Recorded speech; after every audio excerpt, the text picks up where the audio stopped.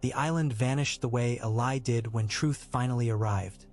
Quietly, without ceremony, leaving only the taste of salt and the knowledge that something had been taken away. Daenerys stood at the stern until the last outline of cliff and pine was swallowed by darkness. The sea was a living sheet beneath the hull, black and shifting, dotted with faint silver where starlight caught the peaks of waves. The ship cut through it without lantern glow, guided by men who knew their course by memory and instinct and Varys's murmured directions. She had thought she would feel relief when she left. Instead, she felt something like grief, sharp and unexpected. The island had been her sanctuary, her forge, her cage. It had held her while she became someone else. Now she carried that someone into the world, and the world did not care how she had been made. Drogon paced the deck, claws clicking softly. He was too large now to cling to her shoulder for long. When he did, his weight pulled at her bones. Still, he pressed against her whenever he could, a possessive heat. Viserion stayed near her boots, pale head lifted, tasting the sea air with quick flicks of tongue. Regal prowled toward the bow, restless, as if already searching for land to conquer. "They don't like being confined," Sir Arthur Dayne said, watching them with the wary calm of a man who had faced battlefields without flinching. "They're dragons," Daenerys replied, and her voice sounded steadier than she felt. "Nothing was ever meant to confine them." Sir Arthur Dayne's mouth tightened slightly, acknowledging truth. "Nor you," he said. Lord Varys stood close enough that his shadow touched hers. He kept the lantern shuttered, but even that small presence of light seemed to cling to him, as if darkness could never fully swallow a man who had lived his life in it. "Pentos first," Varys said quietly, not looking at her, but at the line where sea met sky. Not openly, not as a queen arriving with banners. Quietly. Daenerys's jaw tightened. "Quietly," she repeated. The word tasted too much like hiding. Varys heard it. Of course he did. "Not hiding," he corrected gently. "Positioning." Sir Arthur Dayne's gaze slid to Daenerys. "Every campaign begins with patience," he said. "Even one fought with dragons." Daenerys's fingers tightened on the rail until the wood bit. "I'm tired of patience," she admitted. "The world has taken years from me. Viserys took years from me. And the world will try to take the rest," Varys murmured. "Unless we take first." The wind shifted. A cold spray kissed Daenerys's face. She closed her eyes for a heartbeat and let the salt sting her lips, grounding her. "What happens in Pentos?" she asked. Varys's tone was soft, as if he were reading from a ledger. "Gold becomes men. Men become ships. Ships become reach. Reach becomes inevitability. And Illyrio Mopatis," Daenerys said, remembering the name from Varys's lessons. "Yes," Varys replied. "A man who loves comfort and believes he can buy the world in pieces." Sir Arthur Dayne's voice was low. "Can he be trusted?" Varys's smile was faint, almost amused. "Trusted?" he echoed. "No." "Used?" "Yes." Daenerys looked at Varys then, really looked. "And me?" she asked quietly. "Am I being used?" Varys turned his head. In the darkness, his face was a pale oval, his eyes gleaming with something that might have been pity. "We are all used, Your Grace," he said. "The question is whether we are used for something that matters." Daenerys swallowed. The sea rolled beneath them, indifferent. Ahead, the ship's bow cut toward the unseen coastline of Essos. Somewhere beyond the horizon, Pentos waited with its fat magisters and perfumed halls and hidden knives. Somewhere beyond that, Slaver's Bay waited with its chains and cruelty. Somewhere beyond that, Westeros waited with its war and rot. Daenerys drew in a slow breath and let it out through her nose, the way Sir Arthur Dayne had taught her when she wanted to strike too soon. On the deck, Drogon stopped pacing and lifted his head, nostrils flaring. He looked out into the dark as if he could already smell the world's fear. Daenerys laid a hand on his neck.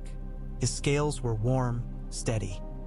"Soon," she whispered, not to Varys or Sir Arthur Dayne, but to herself. The ship slid forward. The island was gone. The game had begun. The storm did not announce itself, simply arrived like betrayal. One moment the sea was restless but manageable, the wind steady enough that the sailors moved with practiced ease. The next, the sky turned the color of bruises, and the air thickened with the smell of rain and electricity. Waves rose taller, slamming the hull with a force that made the ship shudder like a living creature afraid. Daenerys was on deck when the first lightning split the sky. White light flooded the world for a heartbeat, turning faces into skulls, ropes into veins, the sea into jagged glass. Thunder followed a breath later, a roar that seemed to shake her bones. Viserys screamed, high and panicked. Rhaegal answered, wings flaring. Drogon threw back his head and bellowed, a sound that cut through the storm like a blade. "Get them down!" a sailor shouted, fear naked in his voice. Sir Arthur Dayne moved before Daenerys could. He seized her by the upper arm, not bruising, not possessive, but anchoring, and pulled her toward the mast where the rigging offered some shelter from the worst of the wind. His other hand shoved a sailor aside, not unkindly, just urgently. "They've never flown in this," Daenerys shouted over the wind, rain plastering her hair to her face. "Then they'll learn," Sir Arthur Dayne barked back, "or we'll drown." Drogon's wings beat hard. Wind caught the membrane and nearly tore him from the deck. He clawed at the planks, talons screeching. For the first time since he'd hatched, Daenerys saw real fear in him. Not fear of a blade or fire, but fear of something vast and uncontrollable. The storm was a thing no creature could burn. Daenerys forced herself forward, ignoring the way the ship lurched beneath her feet. She slipped once and would have fallen if Sir Arthur Dayne hadn't caught her. Rain stung her eyes. Salt and spray filled her mouth. "Drogon!" she cried, and the dragon's head snapped toward her voice, eyes bright and wild. She reached him, fingers finding the ridge of his neck. His scales were slick with rain, but beneath them heat pulsed, alive. The bond between them, always present, tightened until it felt like a rope wrapped around her ribs. "Calm," she told him, not with words but with breath, with touch, with the steadiness she had learned in the training yard. "Calm." Drogon's chest heaved. He looked at her, lightning flashing again, and for a heartbeat Daenerys saw herself reflected in his black eyes, small, wet, stubborn. She pressed her forehead to his, ignoring the rain. "I'm here," she whispered. "I'm not leaving you." His wings trembled, then folded closer. His claws stopped scraping. A low rumble rose in his throat. Not anger, not fear, but something like reluctant trust. Viserys slid across the deck as the ship lurched.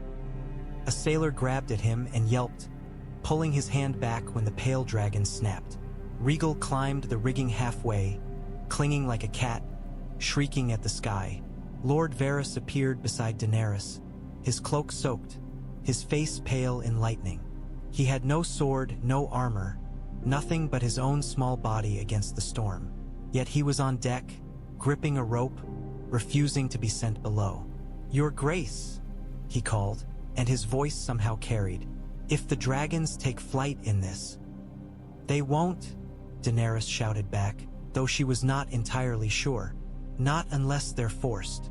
"Ser Arthur Dayne ja ho clanxa."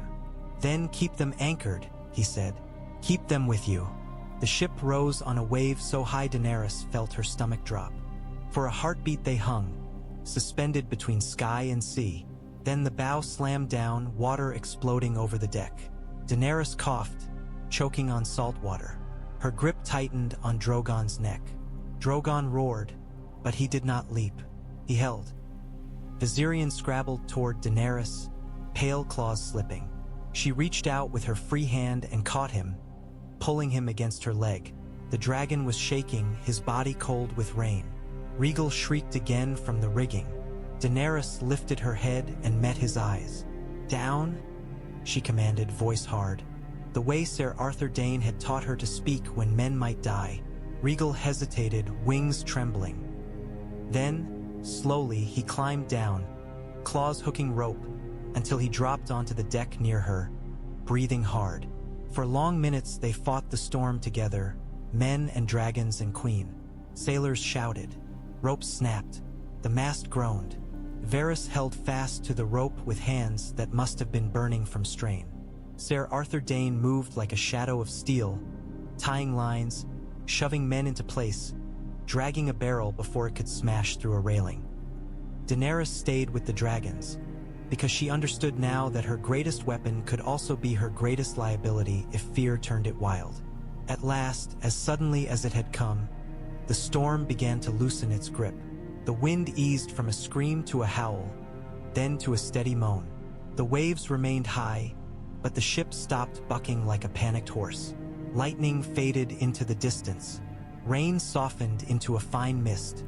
Daenerys sagged against the mast, exhausted. Drogon leaned into her, heavy and warm. Viserion curled against her ankle. Rhaegal crouched nearby, glaring at the sky as if offended it had dared challenge him.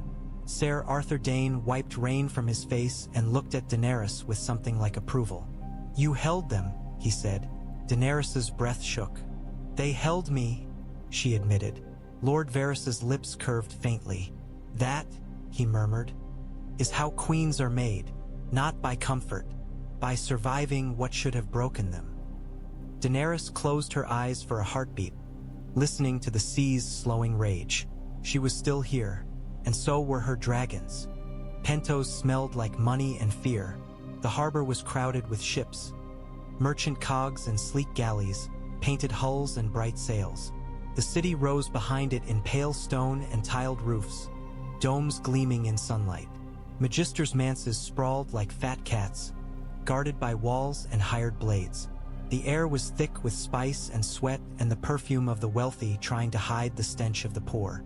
Daenerys arrived as Varys insisted, quietly under cover of night, her ship slipping into a private dock owned by a man who owed Varys more than he knew. By dawn she was inside Illyrio Mopatis's manse, cleaned and dry, her hair braided, her cloak exchanged for a dark dress that did not scream queen but did not hide her either.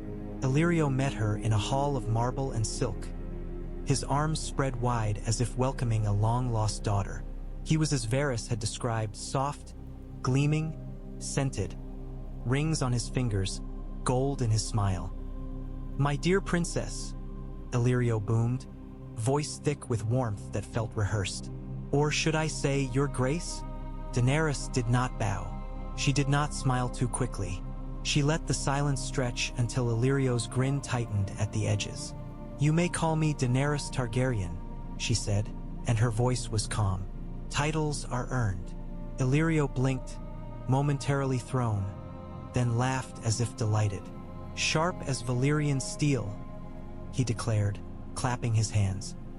Servants rushed forward with trays of wine and spiced meats.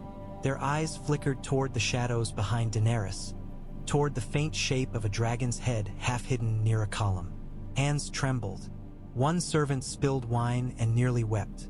Illyrio pretended not to notice. He had survived by ignoring fear in others. It made it easier to sell them. Lord Varys stood slightly behind Daenerys, hands folded, expression mild. Sir Arthur Dayne was at her shoulder, face unreadable, the presence of a sword even without drawing it. Illyrio's gaze slid to Sir Arthur Dayne and paused. Something cautious entered his eyes. "This one," he said, trying to sound amused, "looks like a man who has killed more than he has smiled." Sir Arthur Dayne's stare did not change. "I smile when it's earned," he said. Illyrio laughed again, louder. "Marvelous," he said, though the laugh was a shield. They moved to a private dining room, as Varys had arranged, where walls were thick and servants dismissed. Curtains of heavy velvet muffled sound. A brazier glowed. Maps were rolled in a corner, Illyrio's own, perhaps, or Varys's. Either way, Daenerys understood. Nothing in this room was accidental. Illyrio poured wine himself, attempting intimacy. Daenerys did not drink yet. She watched the way his fingers lingered on the decanter, the way his eyes kept flicking toward the shadow where Drogon crouched. "You have done," Astonishing things, Illyrio said finally, letting the boisterousness fall away into something more real. I heard whispers, but whispers are cheap. Varys's voice was soft. Whispers become screams when they are ignored, he murmured. Illyrio's eyes narrowed. Your brother? He asked, careful. Daenerys felt a flare in her chest. Pain, anger, relief. She kept her face still. Viserys Targaryen is dead, she said. Illyrio exhaled slowly. His gaze darted to Varys, accusation and calculation mixed. Dead, he repeated. So soon. He came for what was not his, Daenerys said, and her fingers tightened on the arm of her chair. He found fire. Illyrio swallowed. For a moment his confidence faltered. Then greed rushed in to fill the gap. And you have how many? He asked, trying to sound casual, failing. Drogon shifted in the shadows. The soft scrape of claw on marble made Illyrio flinch. Enough, Daenerys said. Illyrio forced a smile. Of course, he said. Enough. Varys leaned forward slightly. We need ships, he said. Men, supplies, quiet routes.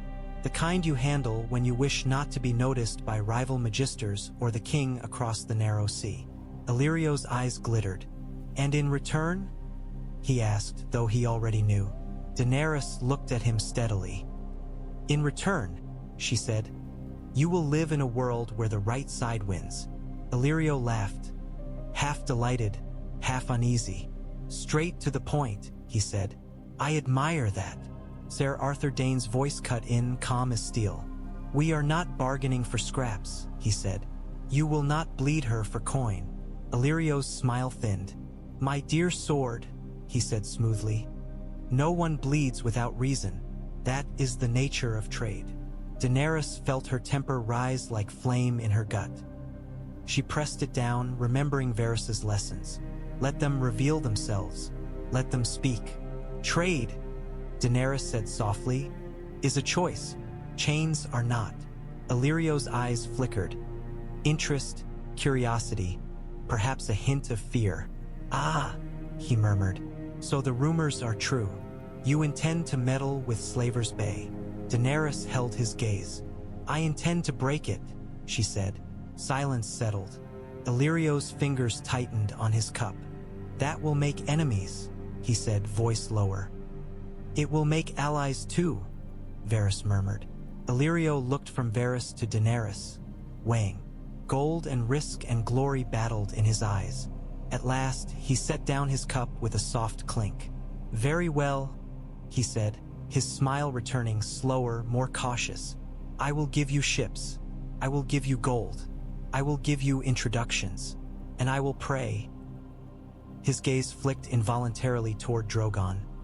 That your fire burns the correct people. Daenerys leaned forward slightly.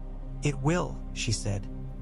Illyrio swallowed again, and this time the fear behind his greed showed more clearly.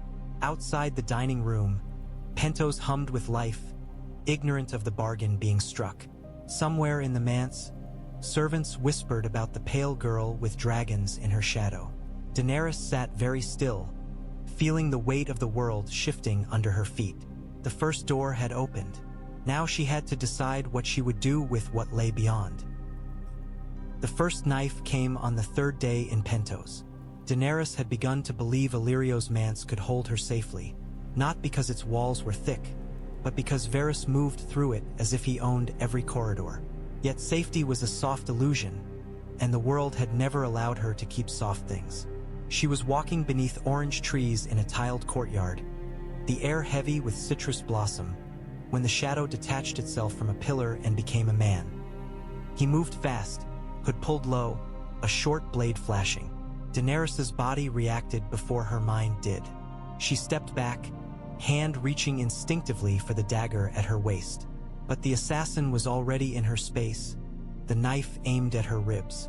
Sir Arthur Dayne was between them in an instant. His sword was not Dawn, Daenerys had asked, and he had said quietly that Dawn remained in Dorne, waiting for a day he did not yet deserve. But the blade he carried now was still steel, and in his hand it might as well have been sunlight. He caught the assassin's wrist, twisted, and drove his sword through the man's shoulder with a precise, brutal motion. The assassin gasped, stumbling, the knife dropping to the tiles with a clatter. Drogon roared, a sound that made servants scream and scatter. Heat surged. Daenerys felt flame gather at the back of his throat. "No," she snapped, and Drogon's jaws clenched, smoke curling from his nostrils. Lord Varys stood a step back, calm in a way that was not human. His eyes were cold, focused. He did not look surprised. He looked confirmed. Sir Arthur Dayne dragged the assassin to his knees and wrenched back the hood. The man was young, his face tight with fear and pain. A smear of blood ran down his neck. Daenerys stared at him, chest heaving. "Who sent you?" she demanded. The assassin spat blood onto the tiles. "A king," he rasped. "Across the sea." Robert Baratheon, Daenerys thought, and felt something twist in her gut. She had never met him. He was only a name in stories, a usurper with a hammer. Yet his reach was long enough to send knives across oceans. Sir Arthur Dayne pressed the sword point under the assassin's jaw. "Names," he said flatly. The assassin's eyes darted, calculating. "A merchant," he croaked. "A captain. I don't." He hissed as the blade pressed harder. Daenerys raised a hand. "Enough," she said, and Sir Arthur Dayne paused. Though his eyes remained hard, Daenerys stepped closer. The assassin flinched, as if expecting her to strike. She did not. "Look at me," she said softly. The assassin's eyes lifted reluctantly to hers. He was not a monster. He was hungry. He was afraid. He was what the world made men into when it offered them coin for blood. "How much?" Daenerys asked. He blinked. "What? How much did they pay you to kill me?" she asked, voice steady. The assassin swallowed. "More than I've ever seen," he muttered. Daenerys nodded slowly. "And if you had killed me," she said, "would they have paid you again? Would they have fed your family? Would they have protected you when the wrong people came looking for you?" The assassin's mouth tightened. He said nothing because the answer was no. Daenerys looked to Varys. "What do you do with captured killers?" she asked. Varys's expression did not change. "Whatever is necessary," he said gently. Sir Arthur Dayne's voice was harder. "If you spare him, he will come again," he said. Daenerys felt the heat of Drogon behind her, felt the dragon's anger. She also felt something else. An old ache, the memory of herself hungry and desperate, of Viserys dragging her through streets where she might have done anything for a crust of bread. Daenerys looked back at the assassin. "You will not come again," she said. The assassin's brow furrowed. "I. You will leave Pentos," Daenerys continued, voice quiet, terrible. "You will take a ship east. You will never speak my name again. And if you do," she glanced to Drogon. The dragon's eyes burned. "Fire will find you." The assassin swallowed, fear widening his eyes. "Why?" he whispered. "Why spare me?" Daenerys's throat tightened. "Because I know what it is to be used," she said. "And because I want the world to learn I am not my father." Sir Arthur Dayne's jaw clenched, but he did not argue.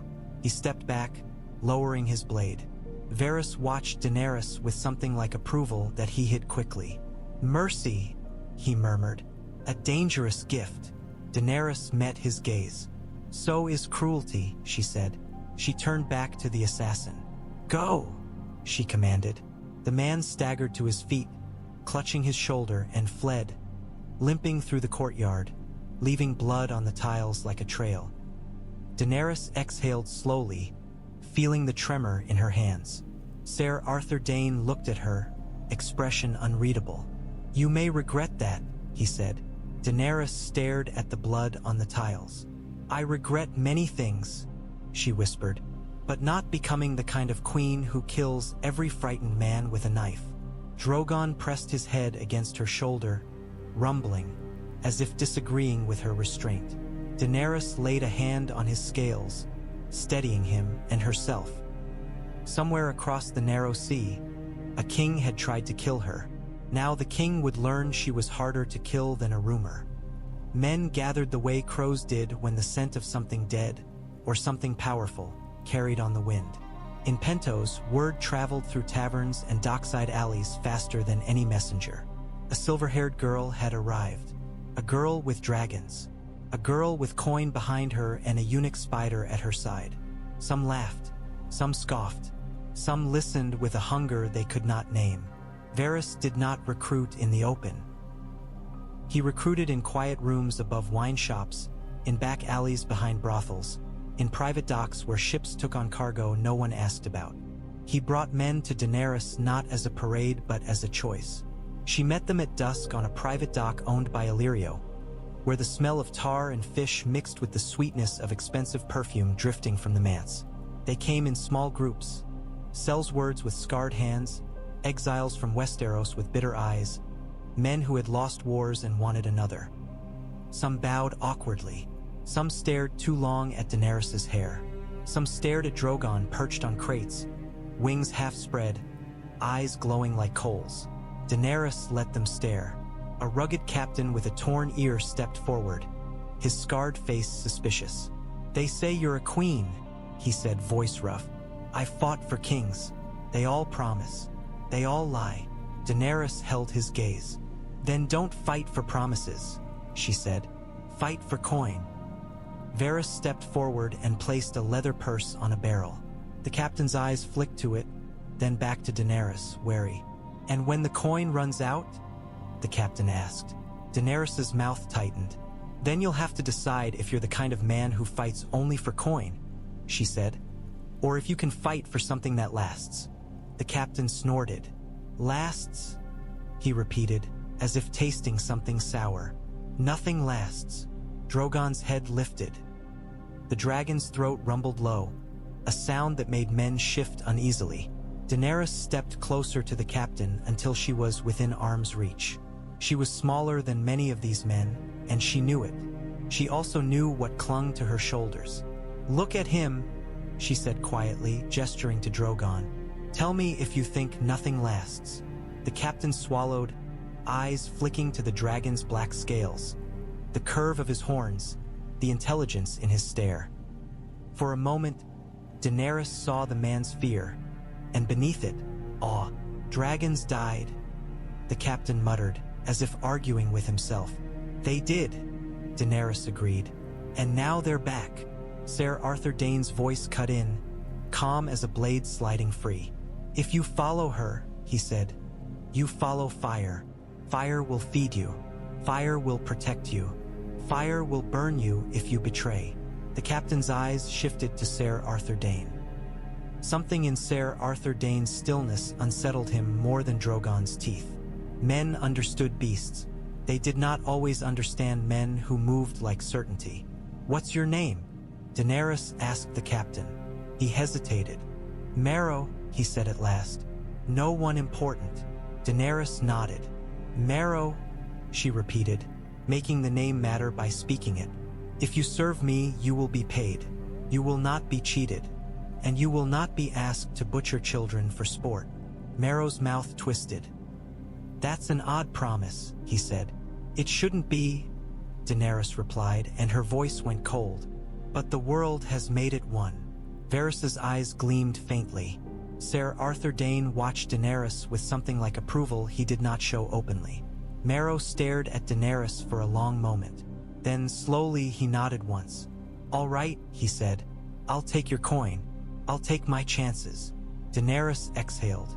One man, then another, then another. They were not an army yet. They were the beginning of one. As dusk deepened, more ships arrived, small, fast, crewed by men Varys trusted. Crates were loaded, grain, salted meat, weapons. Illyrio's gold flowed like water, and Varys guided it into the right hands. Daenerys stood on the dock and watched men swear in rough voices, watched them line up to be counted, watched them eye her dragons with fear and hope braided together. Sir Arthur Dayne stepped close. "They follow you because they think you can win," he murmured. Daenerys kept her gaze forward. "And if I don't?" she whispered. Sir Arthur Dayne's voice was quiet. Then you make them believe anyway, he said. That is what leaders do. Daenerys felt the weight of that settle on her shoulders alongside Drogon's heat. Somewhere in the city, Pentos magisters feasted, ignorant. Somewhere across the sea, a king drank and laughed, unaware of the storm gathering.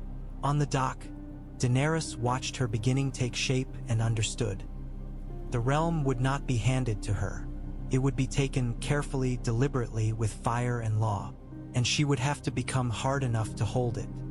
They left Pentos the way they had arrived, without banners, without trumpets, without giving the world a clean target. The ships slipped out of the private dock at night, sails dark, lanterns shuddered. Daenerys stood at the bow of the lead vessel, cloak snapping in the wind. The sea spread before her like a road made of ink. Behind her, the small fleet followed. Illyrio's gold turned into timber and canvas, and rope turned into movement. Varys stayed close but never crowded.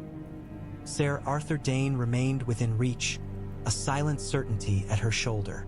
Drogon perched on the bow rail like a living figurehead, his eyes fixed on the darkness ahead.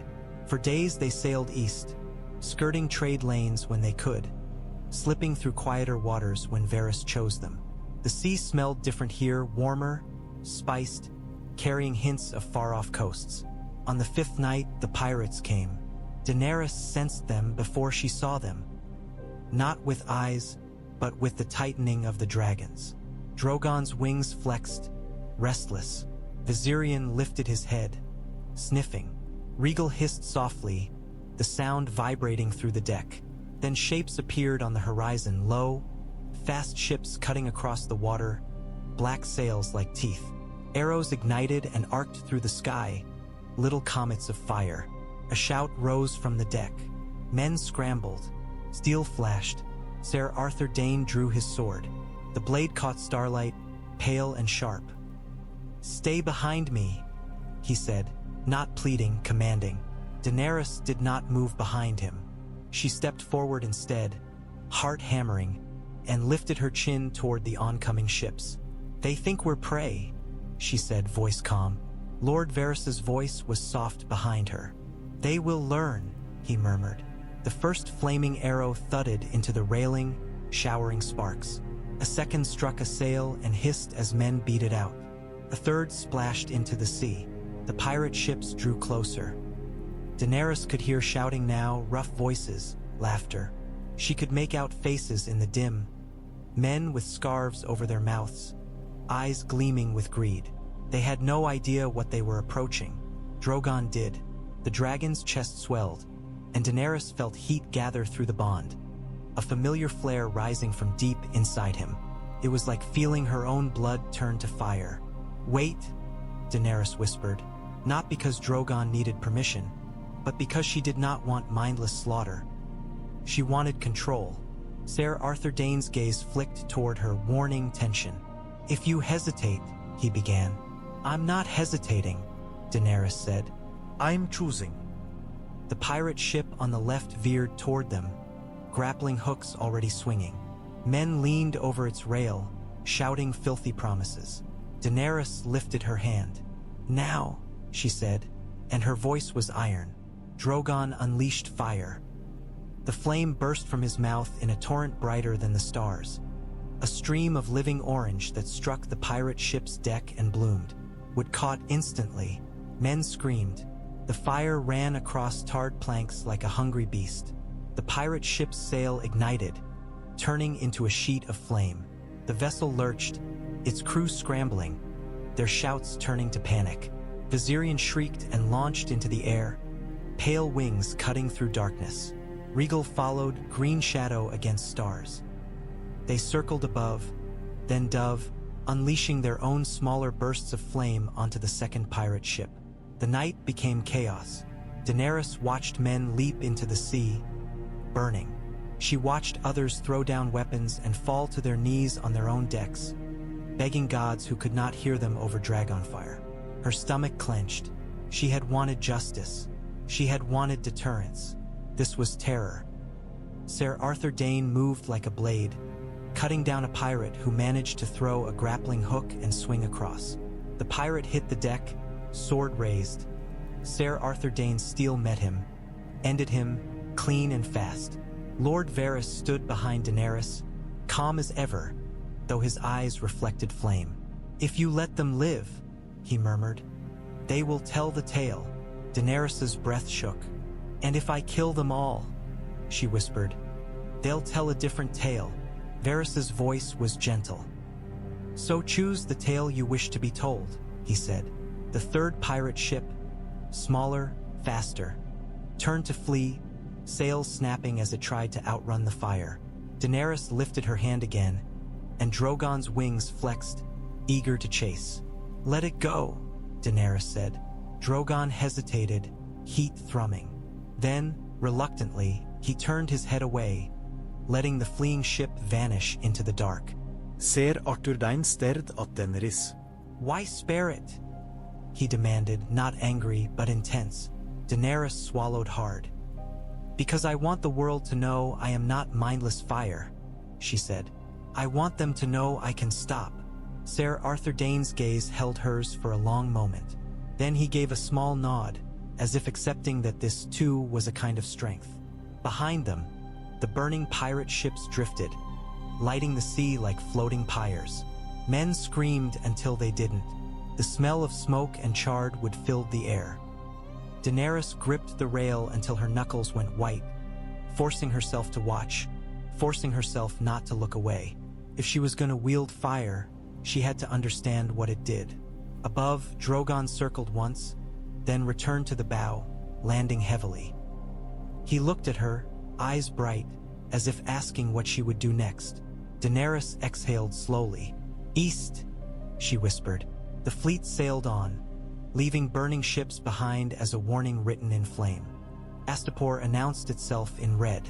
Red brick walls rose from the flat land like a wound in the earth, vast and oppressive, blocking the horizon. Towers stood at intervals, spears of stone. The gates were heavy, iron-bound, stained darker in places as if blood had soaked into the brick and refused to wash away. The road leading to it was crowded. Carts creaked under loads of grain and oil. Merchants walked with guarded eyes. And always there were chains. Daenerys saw them first as a distant glint in the sun, then as a sound. Iron scraping, a rhythm of suffering. A line of men and women trudged barefoot, wrists bound, collars biting their necks. A child stumbled and was yanked upright by a chain, nearly choking. An overseer in a red cloak laughed. Heat rose in Daenerys' chest so fast she almost choked on it. Drogon's shadow passed over the chained line, and the slaves lifted their faces, eyes wide, not with fear but with something desperate. Hope so sudden it looked like madness. The overseer looked up too, his laughter dying as the dragon's dark shape moved across the sun. Astapori guards on the wall shouted, pointing. Spears lifted. Men ran along battlements. Panic moved like a ripple. Ser Arthur Dayne's voice was low beside Daenerys. "They will try to kill what they do not understand," he said. "They won't," Daenerys replied, and her voice was cold. "Not today." Lord Varys traveled in a covered cart behind them, because Varys did not like to be seen in places where his face could be remembered. Yet his presence was felt even without sight. Men on the road moved aside when Daenerys approached, not because she demanded it, but because the air around her had changed. Dragons changed air. As they neared the gates, Daenerys slowed her horse and forced herself to breathe. Rage could be a weapon, Ser Arthur Dayne had taught her, but only if held properly. Otherwise it cut the hand that wielded it. Inside those walls were the Unsullied, boys turned into blades, stripped of name and fear, sold like cattle. Daenerys had read about them. Words on a page had not prepared her for the reality. Small boys in training yards, beaten until they stopped crying, taught to kill puppies to prove obedience. Her stomach turned. "We don't buy them like cattle," she said quietly. Ser Arthur Dayne's gaze flicked to her. "Then how do we free them?" he asked. Daenerys' mouth tightened. "We make their masters regret ever forging them," she said. Varys' cart rolled up beside them, and the curtain shifted slightly. His voice slipped out, soft as always. Carefully, he cautioned. Astapor is not merely cruel. It is practiced cruelty. The masters are arrogant, but not stupid. They're stupid enough to build their world on chains, Daenerys snapped. Varys's tone remained gentle. Yes, he agreed. But they are not stupid enough to hand you an army unless they believe they have taken something more valuable from you. Daenerys's hand tightened on her reins. I will not trade a dragon, she said instantly. Nor should you, Sir Arthur Dayne said, fierce. Varys's voice was calm. Then we offer something else, he murmured. Daenerys stared at the red walls, at the armed men watching from above. We offer them their own certainty, she said. Sir Arthur Dayne studied her. Explain, he demanded. Daenerys's eyes narrowed.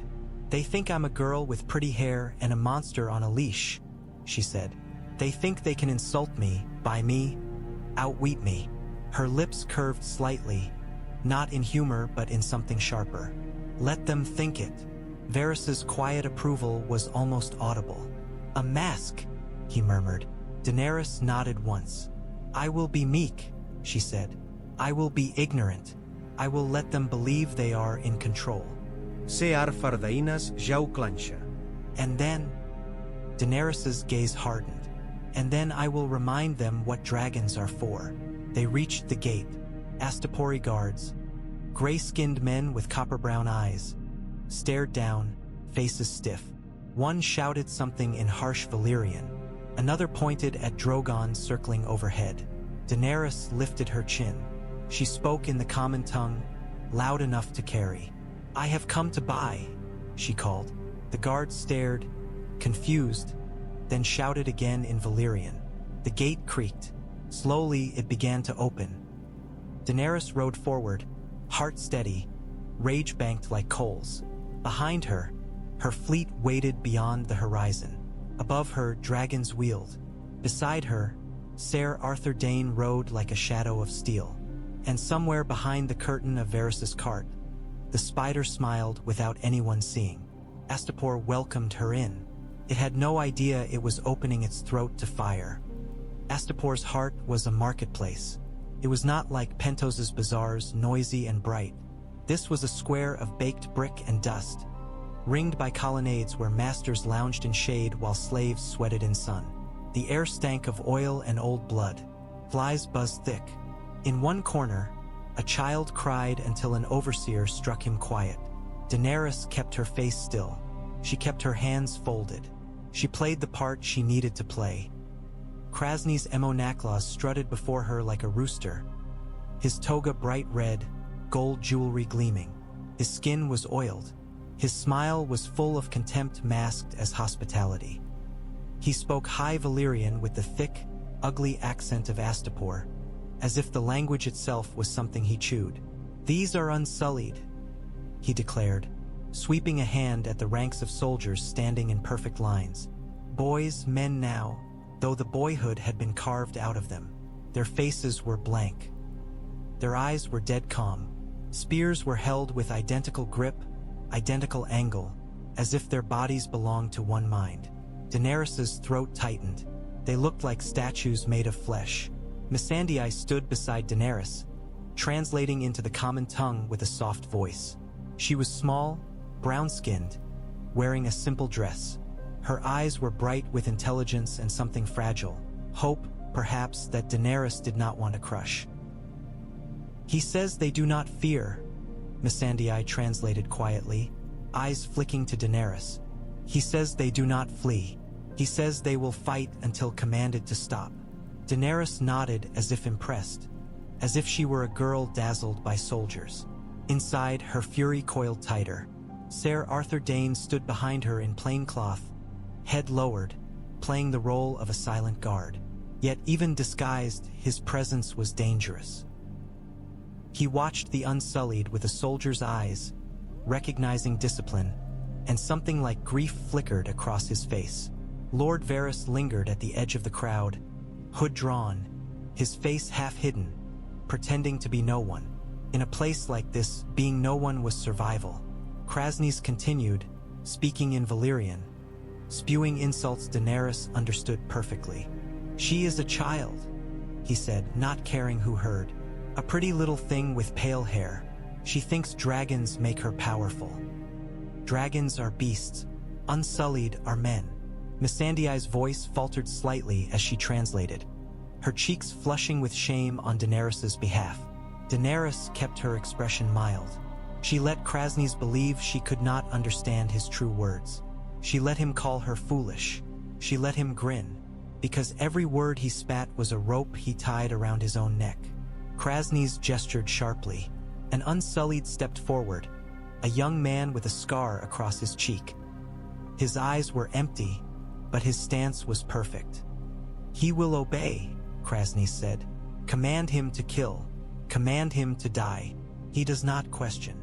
Daenerys looked at the Unsullied. She imagined him as a child taken, cut, broken, trained. She imagined him killing a puppy with tears in his eyes until tears were beaten out of him. "What is your name?" she asked softly in Valyrian, her voice gentle. The Unsullied did not respond. Kraznys laughed.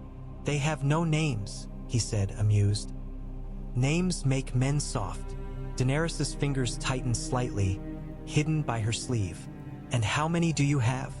Daenerys asked, voice still calm. Kraznys' eyes gleamed. 8,000, he boasted. "All trained, all perfect." Daenerys nodded slowly. "And your price?" she asked. Kraznys spread his hands as if discussing something trivial. "Gold," he said. "Gems, ships, and..." His eyes slid toward the sky beyond the plaza where shadows passed over sunlit walls. "A dragon." Missandei stiffened beside Daenerys, fear flashing in her eyes. Daenerys kept her face mild. "A dragon," she repeated, as if considering it seriously. Sir Arthur Dayne's body went very still behind her. Daenerys felt it like a warning. Kraznys leaned in slightly, breath scented with spiced wine. "Just one," he said, voice oily. "A beast for an army." Daenerys' pulse remained steady. She let silence stretch, making Kraznys uneasy for the first time. "I will think," she said at last softly. "Show me their discipline." Kraznys grinned again, relief and contempt returning. He clapped his hands sharply. "Bring the demonstration," he ordered. A slave was dragged into the plaza. A boy with bruises on his face, eyes wide with terror. He was thrown at the feet of the Unsullied. Daenerys' stomach lurched. Missandei's breath hitched. Kraznys pointed. "Kill," he said casually, as if ordering a dog to sit. The Unsullied raised his spear without hesitation. Daenerys' hand twitched, wanting to stop it. Sir Arthur Dayne's presence behind her tightened, as if he too was holding himself back. Daenerys forced herself to stay still, not because she accepted this cruelty, but because she understood that if she broke her mask now, she would lose the chance to break the chains for all of them. The spear thrust. The boy fell. The crowd murmured approval. Daenerys swallowed bile and kept her face calm as stone. Inside, fire screamed. Kraznys turned to her, pleased. "Perfect," he said. "You see." Daenerys looked at the dead boy, then at the Unsullied's blank face, and finally back at Kraznys. "Yes," she said softly in Valyrian. "I see." And in that quiet moment, she promised herself, this city would pay for every life it treated like property. The bargain was struck in the open, because Astapor liked its cruelty witnessed. Kraznys brought Daenerys before the ranks of Unsullied again. His grin broad, his voice loud. He wanted the crowd to see the pale-haired girl humbled, to see her give up a dragon like a fool. He wanted her reduced to a story he could laugh about later. Daenerys played her part until the last possible heartbeat. She stood with a whip in her hand, symbol of ownership, symbol of mastery. Kraznys had placed it in her palm with a smirk, as if handing her the leash to her own ambition. "Now," Kraznys said in Valyrian, loud enough for all to hear, "you command. You are their owner." Missandei's face was pale beside Daenerys, her lips trembling. Sir Arthur Dayne stood behind, rigid as drawn steel. Lord Varys watched from the edge, eyes sharp and cold, as if calculating how many men would die in the next breath. Daenerys lifted the whip and looked at the Unsullied. 8,000 faces, 8,000 blank eyes, 8,000 boys turned into weapons. She spoke in the common tongue first so the slaves in the crowd could understand. Her voice carried, clear. "Unsullied," she said, "you have been trained to obey." Kraznys laughed, thinking she was confirming his victory. Daenerys turned her head slightly and spoke in flawless High Valyrian. Pure, crisp, the language of old dragons. "I understand you," she said, voice soft and deadly. Kraznys froze. His grin faltered. "What?" he began, and his accent thickened, ugly. Daenerys' eyes locked on his. "You have called me a child," she said in Valyrian, each word precise. "You have called me foolish. You have called me a whore. You have said I cannot rule." Kraznys' face flushed, fury rising. "You," he spat. Daenerys lifted the whip and pointed it at him. "Not striking, not yet." "DRACARYS," she said. Drogon dropped from the sky like a falling star. Heat slammed into the plaza. Dust whipped up. The crowd screamed, stumbling back.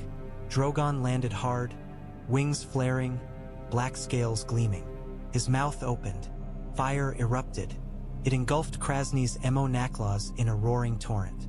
His scream was lost in the flame. His silk toga turned to ash. His gold melted, running down like tears. Daenerys did not flinch. Viserion and Regal swooped low over the walls, unleashing smaller bursts of flame that struck the slavers' guards who raised spears, turning the front line into panic. Daenerys' voice cut through the chaos, calm as death. She spoke to the Unsullied in Valyrian, loud enough that their blank eyes fixed on her. "Unsullied," she commanded, "kill the masters. Kill the soldiers who hold whips. Spare the slaves. Break the chains." For the first time, something shifted in the ranks. Not emotion, Unsullied did not show that, but a subtle tightening, a readiness turning toward purpose. They moved. 8,000 spears lifted as one. 8,000 feet stepped forward in perfect rhythm. The slavers tried to rally. They shouted. They drew swords.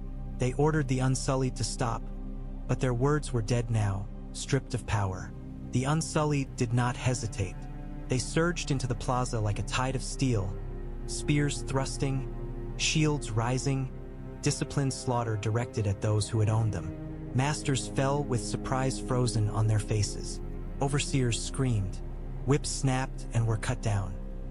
Daenerys stood in the center of the storm she had unleashed, whip still in her hand, dragons roaring overhead. Sir Arthur Dayne moved beside her, sword in hand now, cutting down any man who tried to reach her. His face was grim, but there was no hesitation in him, only a terrible kind of righteousness. Lord Varys drifted through the chaos like smoke, eyes watching everything, hands moving subtly. Daenerys saw him seize a fleeing master by the collar and shove him into the path of an unsullied spear without blinking. Missandei clutched Daenerys' sleeve, trembling. "You," she whispered, overwhelmed. Daenerys looked down at her, voice softer for a heartbeat. "You are free," she said in the common tongue. Missandei's eyes filled with tears. "All of us?" she whispered. Daenerys' throat tightened. "All of you," she promised. Around them, Astapor broke. Slaves tore off collars, sobbing, laughing, screaming. Some grabbed stones and clubs and fell upon their former masters with feral rage. Daenerys watched, heart twisting. She understood that rage. She also knew rage could become another chain if it was not guided. "Stop!" she shouted, voice sharp, commanding. "No children, no innocents. We are not them." Some did not listen. Some did. The Unsullied moved to restrain the worst, their discipline becoming a wall between vengeance and chaos. Drogon roared again, fire lighting the sky, and the city's screams rose like smoke. Daenerys stood amid it, feeling the weight of what she had done pressed down on her shoulders. This was not a clean victory. It was messy, bloody, necessary. She had bought an army and freed it in the same breath. and the world would never look at her the same way again. Astapor smelled different after the chains broke. Smoke still curled from burned plazas. Bodies lay in alleys. The city was not clean, not healed. Freedom rarely arrived clean. Yet beneath the ash and blood, something else moved. Breath, laughter, sobbing relief. Doors opened. Slaves walked without looking down. People touched their own wrists as if expecting iron and finding only skin. Daenerys stood on the battlements at sunset, looking down at the city she had shattered. The sky burned orange and purple, and the red brick walls seemed to drink the light. Behind her, Drogon perched on the wall, wings folded, his black body outlined by sunset like a blade. Viserion and Regal crouched nearby, their tails flicking, eyes scanning the streets with predatory calm. Ser Arthur Dayne stood at Daenerys' shoulder, sword in hand, blood dark on the steel. He looked like a man who had walked through war and emerged with his soul intact only because he refused to look too closely at what war demanded. Lord Varys stood a step behind, hands folded, eyes on the streets. He watched people the way other men watched battlefields, seeing patterns, futures. Missandei stood close to Daenerys, trembling as if the world had become too large all at once. Tears tracked down her cheeks, and she did not wipe them away. A line of Unsullied approached along the battlements, boots striking brick in perfect rhythm. They moved more slowly now, not because they were tired, but because something had changed. They were no longer marching for masters. They were marching for themselves, though they did not yet know what that meant. At their head was the Unsullied with the scar across his cheek. He stepped forward and dropped to one knee before Daenerys, spear planted upright. "Your Grace," he said in Valyrian, voice flat, trained. Yet there was a tremor beneath the training, like a door creaking open inside him. Daenerys looked down at him. "Rise," she said softly. He did not rise. "We are yours," he said, as if reciting a truth carved into bone. "Command." Daenerys' throat tightened. This was the moment she had wanted. An army at her feet, power offered without question, felt heavier than any crown. "You are not mine," Daenerys said. The Unsullied's brow furrowed slightly, the closest thing to confusion she had seen on their faces. He began. Daenerys stepped closer. She spoke in Valyrian, loud enough for the others to hear. "You were bought and sold," she said. "You were beaten. You were made into weapons. That ends now." The Unsullied's eyes flickered. Behind him, the line of soldiers remained rigid, listening. "You may leave," Daenerys continued. "You may take food and coin and go wherever you wish. No one will stop you." Silence stretched. The kneeling Unsullied's hands tightened on his spear. "We do not know how," he said quietly. The words hit Daenerys harder than any insult. A life of obedience had carved away choice until choice was a foreign language. Missandei's hand touched Daenerys' sleeve, gentle. "They need something to hold," she whispered, voice small. Daenerys looked down at the kneeling man again. "What is your name?" she asked softly. He hesitated. "We have no names," he said, trained to say it. Daenerys' voice sharpened, not cruel, but firm. "What do you call yourself?" she demanded. When no master is listening, the Unsullied's throat worked. "Grey Worm," he said finally, the words rough, as if dragged from somewhere deep. "That is what I was called once." Daenerys nodded slowly. "Grey Worm," she repeated, making the name matter. "Do you choose to follow me?" Grey Worm's eyes lifted to hers. For the first time, Daenerys saw something behind the blankness. Not devotion, not fear, but a raw, uncertain hunger. "Yes," he said, and the word was not a recitation this time. It was a choice. Behind him, the line of Unsullied shifted almost imperceptibly, as if the idea of choice moved through them like wind. Daenerys exhaled slowly. "Then you follow me as free men," she said, voice carrying. "Not as slaves, not as property. If you follow because you decide this is worth it." Grey Worm bowed his head once, a soldier's acceptance. "We decide," he echoed, and the line behind him murmured the words like an unfamiliar prayer. Lord Varys watched, eyes bright. Sir Arthur Dayne's expression softened for the first time, the smallest crack in his steel. "Well done," he murmured, so quietly only Daenerys could hear. Daenerys kept her gaze on the city below, on the people moving through streets with chains broken. "This is only the beginning," she whispered. Missandei's voice trembled. "They will come for you," she said. "The other cities, the masters, the ones who profit."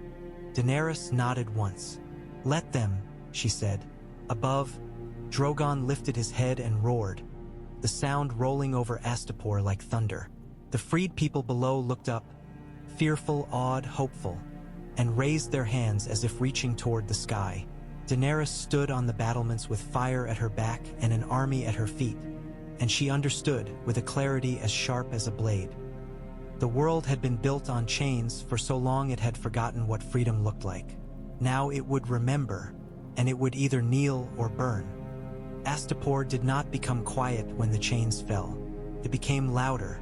All night, the city spoke in broken voices, sobbing laughter, prayers shouted into smoke, arguments flaring in alleyways as people tried to decide what freedom meant when you had never owned even your own name.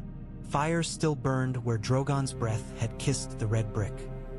Somewhere below the battlements a woman screamed until her voice cracked, and then screamed again, as if pain were the only language her throat remembered. Daenerys did not sleep. They gave her Kraznys Nakla's chambers because it was the highest place in the city and the guards said it would be safest. The room smelled of spices and oil and old arrogance. Silk cushions lay scattered like fallen banners. A bronze mirror caught torchlight and threw it back at her face, making her look paler than she felt. She stood at the window, hands on the stone ledge, watching the streets below. Freedmen moved in knots, clinging to each other, some still wearing collars because they could not bring themselves to remove them yet. Unsullied marched in disciplined lines, spears upright, setting boundaries with their bodies so the city did not collapse into a feast of vengeance. Behind her, Missandei sat on the edge of a bed too soft to be real, her knees drawn up, eyes bright with exhaustion. "They keep singing," she whispered, as if afraid her words might break the fragile thing forming outside. "They keep singing your name." Daenerys's throat tightened. "They don't know me," she said. "They know what you did," Missandei replied, and her voice held something like awe and something like fear. "To them, that is enough." A knock sounded, 3 soft taps, measured. Varys entered before Daenerys could answer, because Varys never waited for doors to grant permission. He carried a ledger under his arm like a priest carrying scripture. His face was calm, but the lamplight caught the tightness at the corners of his eyes. "Your Grace," he said quietly. Sir Arthur Dayne followed him in, closing the door behind as if sealing them in a smaller world. He looked more tired than Daenerys had ever seen him, not from fear, but from the weight of killing that had been necessary. His sword belt hung heavy at his hip. "Report," Daenerys said, and her voice sounded like a queen's voice even when she did not want it to. Varys opened the ledger. "We have food for a handful of weeks," he said. "Less if refugees pour in from the countryside, which they already are. The wells are guarded. The granaries are intact, though some have been looted. The master's coin can buy grain from the coast, but merchants will try to gouge us once they smell instability." Daenerys swallowed. "And the Unsullied? Grey Worm has them holding gates and key crossings," Sir Arthur Dayne said. His voice was steady, but his eyes were hard. "They are disciplined. They will keep order if we give them clear commands." Daenerys looked back at the streets. "Order," she murmured. The word felt strange in her mouth. Order was what slavers had claimed they provided. Order was what had kept collars tight. "What about the masters who escaped?" she asked. Varys's eyes flickered. "Some fled during the chaos," he admitted. "A few had ships ready. They will go to Yunkai. They will go to Meereen. They will tell the other cities that dragons have returned and that Astapor is lost." "Let them," Daenerys said and felt heat rise. Let them choke on their fear. Sir Arthur Dayne's gaze cut to her. Fear is a weapon, he said quietly. But if you swing it blindly, it will cut everyone in reach, including those you mean to protect. Daenerys' hands tightened on the stone ledge until her nails bit. She turned, meeting his eyes. Then what do you suggest? She demanded. Sir Arthur Dayne held her gaze. A plan, he said. Not rage. Not mercy without boundaries. A plan. Varys inclined his head slightly, almost approving. Astapor cannot be allowed to fall back into chaos, he said. If it does, the story becomes that you are only destruction. The slavers will call you a wildfire queen, and the frightened will believe them. Daenerys' chest tightened. So I stay, she said, the words sharp. Varys' expression softened, almost pitying. You cannot stay everywhere, he murmured. If you anchor yourself here too long, the other cities will fortify. They will gather Sellswords. They will prepare nets and scorpions and poison bait. And the slaves in those cities will keep dying while we prove we can govern this one. Missandei's fingers clenched in her lap. They will punish the slaves, she whispered. They always do when they are afraid. Daenerys looked at her. Missandei did not flinch from Daenerys' eyes. There was terror there, yes, but also a fierce intelligence that refused to be crushed. Daenerys exhaled slowly, forcing her own fire into a controlled flame. Then we do both, she said. Sir Arthur Dayne's brow lifted slightly. We leave enough to hold Astapor, Daenerys continued, voice steadying. We appoint people who were enslaved to govern their own streets. We distribute food and set laws, simple ones. No mastiffs. No chance. No killing children. No vengeance on the innocent. Her gaze moved to Varys. And you, she said, will build me a spine of scribes and guards and messengers who can keep this city standing when my army marches. Varys' smile was small and sharp. As you command. Daenerys turned back to the window and watched a group of freedmen drag a whipping post into the street and smash it with stones until it splintered. She felt a twist in her stomach. Joy and sorrow braided. And we march, she said softly, more to herself than to them. We don't let the other cities have time to breathe. Sir Arthur Dayne stepped closer. Where? He asked. Daenerys' voice was low. Yunkai, she said. Then Meereen. One chain at a time. Varys' eyes gleamed. Then we must move quickly, he agreed. Tonight, my agents will speak to the slave quarters. We will seed the idea that a queen has come who does not trade bodies like meat. When you arrive at Yunkai's gates, the slaves there should already be listening. Daenerys turned her head. Your agents? She repeated. And for a moment she saw the shadow of the spider behind the gentle eunuch. Children. Varys did not look away. Some, he admitted softly. Children hear what adults miss. They move through spaces men do not watch. Daenerys' throat tightened. She remembered being a child herself, dragged through rooms where powerful men made decisions about her body as if she were furniture. The thought of using children made her stomach turn. Varys' voice remained gentle. I do not enjoy it, he said. But if we do not hear the world will hear us first through knives. Sir Arthur Dayne's gaze was unreadable. The realm has no mercy for the ignorant, he said quietly. Daenerys closed her eyes for a heartbeat. Then she opened them and nodded once. Hard. Then protect them, she said to Varys. If you use children, you protect them. I will not build my rule on the broken backs of more innocents. Varys' eyes softened. As you command, your grace. Outside, Drogon roared from somewhere on the pyramid's roof, a deep sound that rolled over the city like thunder. The freed people below answered with cheers, with hands raised, with voices raw from crying. Daenerys stood at the window and let the sound wash through her, filled her bones, frightened her, steadied her. She had wanted a home once, a place where no one could drag her away. Now she had something else.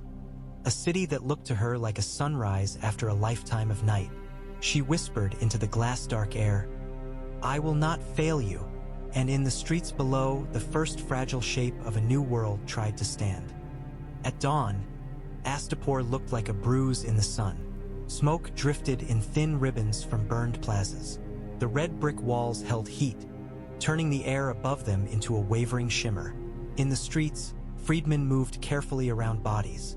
Some slavers, some slaves who had died in the confusion, some unlucky enough to be caught between spear and fire. Daenerys walked the city without a crown. She wore a plain dark dress and a cloak pinned at her throat, her silver hair braided back tight. Drogon flew above her with Viserion and Regal, their shadows passing over alleys and rooftops like moving omens. The three newer hatchlings, still too small to endure long flight, were kept warm in a guarded chamber of the pyramid, tended by women who had once been property and now refused to let anyone touch them without permission. Grey Worm walked at Daenerys' side, spear upright, face still. He did not wear a helm. The scar across his cheek looked like a mark carved by the city itself. Around them, Unsullied held the edges of streets, not threatening, simply present. A wall of discipline against the hunger of chaos. Daenerys stopped in a square where a collar pile had formed, iron rings tossed into a heap like shed skins. Men and women knelt beside it, touching the metal as if needing proof it was real. An old man lifted a collar and stared through it at the sun, squinting, laughing and crying at once. Daenerys' chest tightened. She crouched and took a collar from the pile. It was heavier than she expected. The metal was warm from the sun, but it felt cold anyway, as if it held all the nights it had stolen. She stood and raised it high. "No more," she said, voice carrying. The freedmen turned toward her, eyes wide. Some fell to their knees. Some whispered. Some simply stared like people learning a new language. Varys had positioned himself on the steps of a fallen slaver's colonnade, hood down just enough that his face could be seen by those closest and forgotten by those farthest. He did not like to be a symbol, yet he understood symbols were how crowds thought.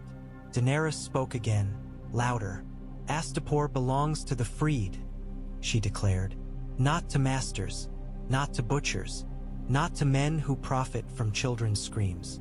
A murmur rose, approval, disbelief, fear. She pointed at the pile. "These are not trophies," she said. "They are reminders. Melt them, turn them into plows, turn them into nails, turn them into anything that builds instead of binds." A woman in ragged linen shouted, voice raw, "And if they come back?" Daenerys' gaze locked on her. "Then they will meet my dragons," she said simply. "And they will meet your spears." Grey Worm's eyes flickered. For a heartbeat, something like pride moved behind his trained stillness. Varys stepped forward then, his voice soft but somehow reaching the crowd. "The queen will leave soldiers," he said. "She will leave scribes. She will leave grain. But she cannot be everywhere. You must decide what kind of city you will be when she is gone." The freedmen listened, uneasy. Freedom without someone holding the whip meant responsibility, and responsibility frightened people who had never been allowed to choose. Daenerys looked to Grey Worm. "Do you understand what he's saying?" she asked quietly in Valyrian. Grey Worm's jaw tightened. "He says you will leave," he said. "Yes," Daenerys replied, "but I am not abandoning you. I am taking the war to the men who would put you back in chains." Grey Worm's gaze held hers, steady. "We follow," he said. Daenerys studied him. "Do you ever wish you didn't?" she asked. For a moment, Grey Worm's face cracked, so slight it might have been imagination. "We were made to obey," he said. "But you told us we decide." He hesitated, as if the next words were dangerous. "If we decide to follow." Daenerys nodded once, throat tight. "Then I will be worthy of that decision," she said. They walked on, through streets where freed children ran barefoot, laughing too loud, as if laughter might vanish if they did not use it constantly. Varys spoke in quiet murmurs to men he had selected. Former scribes, merchants who had hated the masters, women who had kept accounts in kitchens and learned numbers by necessity. He moved through them like a spider, weaving a web of governance out of people who had never been allowed to govern anything. Daenerys watched him with unease and gratitude braided. He was building a city's bones. Bones were not pretty, but without them nothing stood. Ser Arthur Dayne met them at a training yard near the pyramid, where Unsullied had formed a square. He was speaking to them in Valyrian, voice calm, using simple words. He had removed his cloak and stood in plain leather, sword belt heavy. Grey Worm stepped forward as if reporting. "Your Grace," he said. Ser Arthur Dayne inclined his head. "Commander," he replied, and the title made Grey Worm's shoulders stiffen as if the word were unfamiliar armor. Daenerys frowned. "Commander?" she asked. Ser Arthur Dayne's eyes met hers. "He leads them," he said simply. "They follow his voice. He holds their discipline." Daenerys looked at Grey Worm. "Do you want that?" she asked. Grey Worm's eyes lowered briefly. He began, then corrected himself as if catching a habit. "I do not know what I want," he admitted. The honesty sounded painful. Daenerys stepped closer, lowering her voice so only he could hear. "Then start small," she said. "Do you want to live?" Grey Worm blinked once. "Yes," he said, the word flat but heavy. Daenerys nodded. "Then lead them so they can live too," she said. "Not as weapons, as men." Grey Worm's throat worked. "As men," he repeated, tasting the phrase. Ser Arthur Dayne watched, silent. When Daenerys stepped back, he murmured, "You are giving them something they have never held." Daenerys's voice was rough. "Choice," she said. "Yes," Ser Arthur Dayne agreed, "and it is heavier than a spear." That night, as the sun bled out behind the red walls, Daenerys returned to the pyramid and climbed to the roof where Drogon perched, watching the city like a king watching his realm. The wind carried the smell of smoke and cooking fires and new bread. Daenerys sat beside the dragon, leaning her back against his warm scales. Far below, freed voices rose again in song. Ragged, imperfect, real. She looked out over Astapor and understood. Freeing was easy compared to building, but she would do both, even if it burned her. They marched from Astapor in a column that stretched like a living road. 8,000 Unsullied moved in disciplined silence, spears upright, shields strapped, steps identical. Behind them came the men Varys had gathered in Pentos, Sellswords and sailors, exiles with hard eyes and softer loyalties. Behind them came freedmen who insisted on following, because leaving meant returning to uncertainty, and staying near dragons felt like staying near a new sun. Daenerys rode near the front, not in a palanquin like a queen of the free cities, but on a small horse with a plain saddle. Ser Arthur Dayne rode at her right shoulder. Grey Worm marched at her left, spear planted with every step as if he were measuring the world into order. Above, Drogon, Viserion, and Regal flew low, their shadows sliding over sand and scrub. Sometimes they rose higher, circling, scanning for threats. The three smaller hatchlings were carried in padded baskets in a guarded wagon, wrapped in cloth and warmth, their tiny bodies radiating heat like coals. The first time they passed a slave caravan, the column faltered. A line of chained men trudged along the road, collars linked by a single iron chain. Their feet were raw, their eyes were empty. An overseer rode beside them, whip dangling, laughing with another rider as if the suffering beside them were background noise. The overseer saw Daenerys' army and froze. His laughter died. His gaze lifted to the sky, where a black shadow crossed the sun. He tried to turn his horse. Drogon dropped. The dragon landed on the road ahead of the caravan, wings flaring, dust exploding outward. The overseer's horse reared, screaming. The chained men stumbled, blinking, staring at the living black mountain of scales and teeth that blocked their path. Daenerys rode forward, heart pounding, heat rising.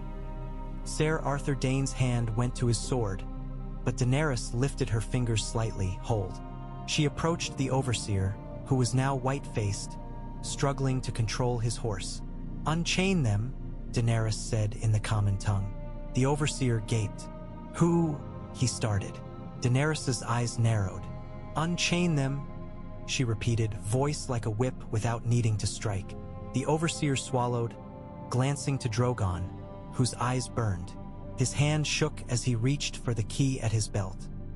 He dismounted clumsily and fumbled with locks. The chained men watched, disbelief widening their eyes. When the last collar fell, a young man with blood on his ankles dropped to his knees and sobbed, his shoulders shaking as if his body did not know how to be free. Daenerys's throat tightened. She looked at the overseer. "Where were you taking them?" she asked. The overseer's voice cracked. "Yunkai," he whispered. Of course, Daenerys thought. Yunkai, the Yellow City. The one that trained bed slaves and taught pleasure like a craft while men in silk counted coin. She turned her gaze to the freedmen. "Do you wish to follow?" she asked, voice carrying. Some looked at the Unsullied with fear. Some looked at the dragons with worship. Some looked at the road behind them as if it were a memory they could not bear. A woman stepped forward, collar marks raw on her neck. "If we stay," she said, voice hoarse, "they take us again." Daenerys nodded once. "Then stay with me," she said. "No one takes you again." Sir Arthur Dayne watched her face, and Daenerys felt his caution like a hand on her shoulder. An army that grew too fast could collapse under its own weight. A queen who promised too much could be crushed by her own words. Still, she could not turn away. Turning away had been Viserys' way. Pretending suffering did not exist unless it touched him. Daenerys looked back at the overseer. "Leave," she said. "Go back to your masters and tell them what you saw." The overseer's eyes widened. "You will let me." Daenerys leaned closer, voice low and cold. "Tell them a dragon queen walks their roads," she whispered. "Tell them chains will break. Tell them the price of whips is fire." The overseer scrambled onto his horse and fled, spurring hard, never once looking back. Varys's cart rolled up behind Daenerys's horse. The curtain shifted and his soft voice emerged. "A messenger," he murmured. "Well chosen." Daenerys did not look at him. She watched the freed men and women gather themselves, rubbing wrists, touching their own skin as if expecting iron. "How many more caravans?" she asked quietly. "As many as the slavers can move before fear stops them," Varys replied. Daenerys felt a deep, weary anger. "Then we move faster," she said. The march continued. The sun climbed, burning down on armor and skin. Dust coated tongues. Water became precious. Grey Worm kept the column's pace steady, unyielding, as if discipline were the only thing preventing them from dissolving into wandering chaos. At night, campfires dotted the plain like fallen stars. Daenerys walked among tents and listened to the freed people whisper stories of their lives. Names stolen, children taken, bodies traded. Missandei moved beside her, translating when needed, her eyes full of sorrow and fierce resolve. Sir Arthur Dayne found Daenerys at the edge of camp one night, where she stood looking east. "You cannot save everyone," he said quietly. Daenerys's voice was rough. "I know," she whispered. Sir Arthur Dayne's gaze held hers. "Then decide who you can save," he said, "and save them well." Daenerys looked up at the sky. Drogon circled above the camp, a black silhouette against stars. She felt the bond like heat under her ribs. "I will," she said, and the words were not a promise made lightly. They were an oath. Days later, the horizon turned gold.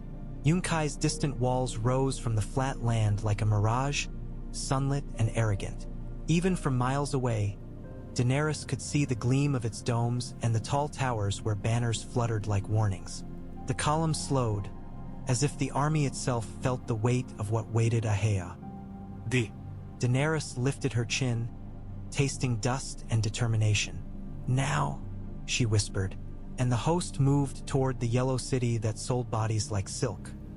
They made camp within sight of Yunkai's outer farms, where fields of grain and olives stretched like a promise stolen from the mouths of slaves. Daenerys stood on a low rise at dusk, cloak pulled tight against the cooling wind, and watched smoke curl from the city's chimneys. Yunkai looked peaceful from a distance. That was part of its cruelty. It hid chains behind perfume. Grey Worm approached in silence, spear upright. He bowed his head slightly. "Scouts captured," he said in Valyrian. Sir Arthur Dayne's eyes sharpened. "Bring them," he said. 2 men were dragged forward, hands bound, faces bruised. They wore light armor and carried the look of men who believed themselves superior to those they hunted. Their eyes flicked to the dragons perched nearby. Drogon on a broken stone wall, Viserion and Regal crouched in the grass like restless cats, and fear loosened their tongues before any blade did. Varys stood at Daenerys' side, hood up, his face half-shadow. "They are not simple scouts," he murmured. "Look at their hands." Daenerys followed his gaze. The men's hands were soft, nails trimmed. Not soldiers, messengers, men with ink-stained fingers hidden beneath false calluses. "Who do you serve?" Daenerys asked in the common tongue, voice calm. One man spat, trying to muster pride. "Wise masters," he sneered. "You come to Yunkai and you will die outside our gates." Sir Arthur Dayne took 1 step forward. The move was small, but it made the man flinch as if a sword had already bitten him. Daenerys raised a hand. "Enough," she said, and Sir Arthur Dayne stopped, eyes still hard. Daenerys crouched to meet the messenger's gaze. "How many Sellswords have they hired?" she asked quietly. The man's lip curled. "Enough," he said, attempting mockery. Varys's voice was soft. "Numbers," he murmured almost kindly, "are not difficult." The messenger's eyes darted. "Second sons," he blurted suddenly, panic slipping through pride. "Stormcrows, there are more coming. They pay well." Daenerys' stomach tightened. She had read of Sellsword companies like Storms, powerful, fickle, dangerous. They could turn a siege into a slaughter. Se Arfardainas jau clancha. "They will test us," he said, voice low. "They will try to bleed our discipline." Varys' head tilted. "Or they will test the depth of Yunkai's purse," he murmured. Daenerys straightened slowly. "We cannot afford a long siege," she said. "Not with freed people following and food stretched thin." Sir Arthur Dayne's gaze flicked to the city. "Then we strike," he said simply. Daenerys' eyes narrowed. "Not yet," she replied. Se Arfardainas postura stifanat. "Your Grace." Daenerys held up a hand, not angry, but firm. "If I can take Yunkai without turning it into a charnel house," she said, "I will." Varys' eyes gleamed. "A public offer," he murmured. "So the world sees you chose mercy first." Daenerys nodded once. "Yes," she said. She looked at the captured messengers. "You will carry my words," she told them in Valyrian. "You will tell the wise masters I offer terms." One messenger swallowed. "Terms?" he whispered, as if the concept were foreign. Daenerys' voice was steady. "Free your slaves," she said. "Open your gates. Give back what you stole. You may keep your lives. You may keep your homes. But chains end." The messenger stared, disbelief and anger battling. "They will never. Then they will burn," Daenerys said, and the calmness of her voice made it more terrible than a shout. Drogon rumbled low, as if approving. Daenerys turned to Missandei, who stood nearby, eyes sharp. "Write it," Daenerys said, "in their Valyrian, and in the common tongue." Missandei nodded, hands steady. "Yes, Your Grace." Sir Arthur Dayne leaned in slightly, voice quiet enough that only Daenerys could hear. "A city that trains bed slaves will not surrender out of kindness," he warned. "They will see mercy as weakness." Daenerys met his eyes. "Then let them misread me," she whispered. "And when they do, they will pay." Varys' voice drifted in, soft. "And while they decide," he said, "my people will whisper in their slave quarters. Not promises of dragons, promises of open gates when the time comes." Daenerys' chest tightened. "No slaughter among the slaves," she said sharply. "If your whispering gets them killed." Varys bowed his head slightly. "We will be careful," he promised. as careful as war allows. Daenerys looked back at Yunkai, at the golden city gleaming in the last light. She imagined its slave markets, its perfumed halls, its beds where people were trained like instruments. Her jaw tightened. She had offered terms. Now she would see whether men who profited from cruelty could ever choose to end it without being forced. Night fell. Confirli. The Unsullied sharpened spears in silence. Sellswords whispered, checking blades, listening for coin. On the ridge, Daenerys stood alone for a moment, feeling the wind tug at her cloak. Drogon stepped close, pressing his head against her shoulder like a possessive guard. Daenerys laid a hand on his warm scales and stared at the city lights flickering behind Yunkai's walls. "Let them laugh," she whispered. In the dark, far beyond the camp, a bell began to toll inside the yellow city. Slow, heavy, as if Yunkai itself sensed an ending approaching. The wise masters received her in a hall of carved stone and soft lamps, where the air smelled of jasmine and old power. Daenerys walked between unsullied guards, her steps measured. Missandei followed at her shoulder, translating when needed, though Daenerys did not need translation. Ser Arthur Dayne moved behind as a plain-clothed shadow, because Yunkai's masters would have recognized armor and feared it. Varys did not come openly. Varys never did when a knife might be hidden in a smile. He waited in the city's belly, among whispers. The wise masters reclined on couches, draped in yellow silk, wine cups in hand.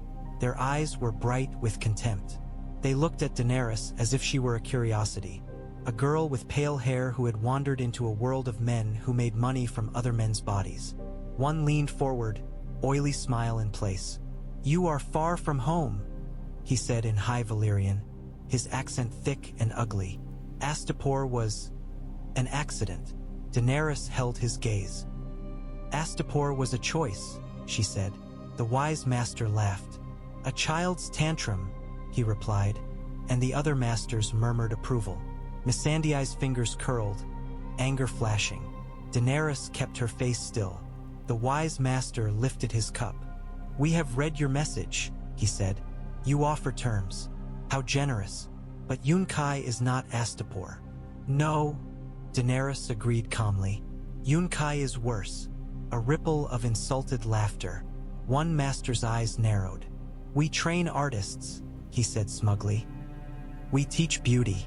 You would destroy that because you do not understand." Daenerys's voice did not rise. "You teach obedience," she said. "You teach pain in velvet.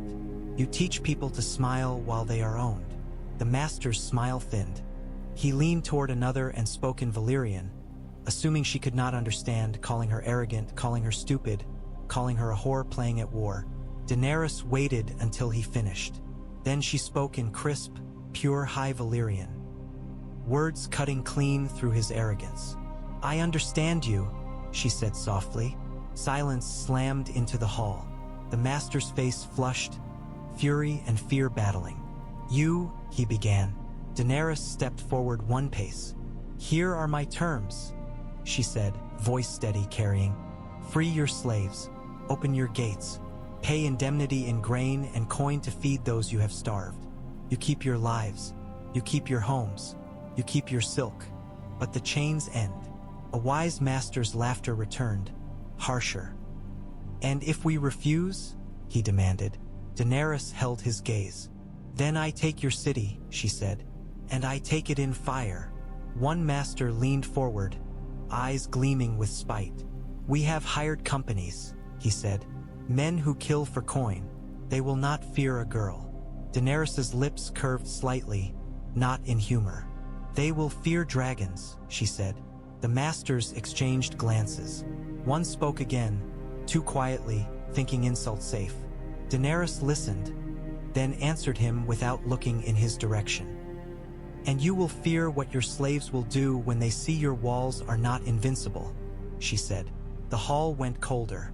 The wise master at the center set down his cup with deliberate care. "No," he said, "Yunkai does not bend. You will leave, little queen. You will take your beasts and go back to your sand." Daenerys stared at him, and in that stare she felt the old fire rise. She thought of collars. She thought of the boy killed in Astapor's plaza to amuse a master. She thought of the caravans on the road. She exhaled slowly, controlling her breath the way Sir Arthur Dayne had drilled into her bones. "Then you have chosen," Daenerys said quietly. She turned and walked out without bowing. Outside, in the street, a crowd of slaves watched from doorways, faces half hidden, eyes bright with terror and hope. They did not cheer, they did not dare, but they watched, and that watching felt like hands on Daenerys' skin. At the city's edge, Daenerys mounted her horse. Sir Arthur Dayne appeared at her side, eyes hard. "They will not surrender," he said. "No," Daenerys agreed. "They will break." She rode back to camp in silence, the sun lowering, turning Yunkai's domes into bleeding gold behind her. When she reached the ridge, Drogon landed beside her with a rush of wind, scales gleaming. He pressed close, heat rolling off him. Viserion and Rhaegal circled overhead, restless. Daenerys lifted her chin toward the city. "One warning," she said softly. She raised her hand. Drogon's throat rumbled, flame gathering. "DRACARYS," Daenerys commanded. Drogon leapt into the air and unleashed fire. Not into the city's heart, not into the slave quarters, but into a tall stone tower near the outer wall where the wise masters hung banners of their wealth. Flame wrapped the tower like a snake. Stone cracked. Yellow silk banners ignited and fell in burning strips. The tower's top collapsed with a roar, dust billowing. The city's walls erupted with shouts. Bells began to ring, alarm, panic, denial. Daenerys watched the burning tower and felt her stomach twist. She had chosen restraint, but even restraint had teeth. Sir Arthur Dayne's voice was low beside her. "You showed them you can stop," he said. "And you showed them you can start." Daenerys's jaw clenched. "Now we end it," she whispered. That night, Varys returned to camp like a shadow slipping into place. He knelt before Daenerys, hood down, eyes bright. "The slave quarters are murmuring," he said softly. "They saw the tower fall. They are beginning to believe." Daenerys looked at him. "Can you open the gates?" she asked. Varys' smile was thin. "Not with a key," he said, "but with fear and hope, yes." Daenerys nodded once. She turned to Grey Worm, who waited nearby, silent. "At dawn," she said, "you move." Grey Worm's eyes did not blink. "We move," he agreed. Daenerys stared at the golden city in the dark, where bells still rang and torches flared along walls like nervous fireflies. She had offered mercy. Now she would offer liberation. Why? Teach steel and flame. Dawn over Yunkai came with the smell of sweat and steel. The Unsullied formed in perfect lines, spears angled, shields ready. They did not chant. They did not boast. They simply became a wall of discipline that moved when Grey Worm raised his hand. Daenerys watched from the ridge beside Sir Arthur Dayne, her cloak snapping in the wind. Drogon crouched behind her, wings flexing, his eyes fixed on the city like a predator waiting for the signal to pounce. Viserion and Rhaegal circled above, shadows passing over Yunkai's golden walls. Below, Yunkai's gates remained closed. Archers lined battlements. Sellswords gathered near the wall in loose clusters, armor mismatched, banners unfamiliar. They looked confident, laughing, pointing at the silent Unsullied as if mocking men trained to die without protest. Then a horn sounded from within the city. Not a war horn, but a desperate call, sharp and ragged. A section of the outer gate shuddered. Not from battering rams, but from within. Bolts scraped, wood groaned. The gate cracked open the width of a man's shoulder. A flood of bodies surged into the gap, slaves, not soldiers. Men and women with tools, stones, stolen knives. They screamed as they ran, not at Daenerys' army, but at their masters at the walls, at the years of obedience that had been forced down their throats. "Now," Daenerys whispered. Grey Worm's hand dropped. The Unsullied surged forward. They did not break formation. They moved like a tide of spears, shields locked, stepping over the threshold as the gate opened wider under the pressure of uprising. Archers loosed arrows in panic. The first volley struck shields and armor, thudding harmlessly, because discipline was a kind of armor too. Sellswords rushed to meet them, shouting, waving swords. They were brave in the way hungry men could be brave when coin promised a meal. They crashed against the Unsullied line like waves against rock, and broke.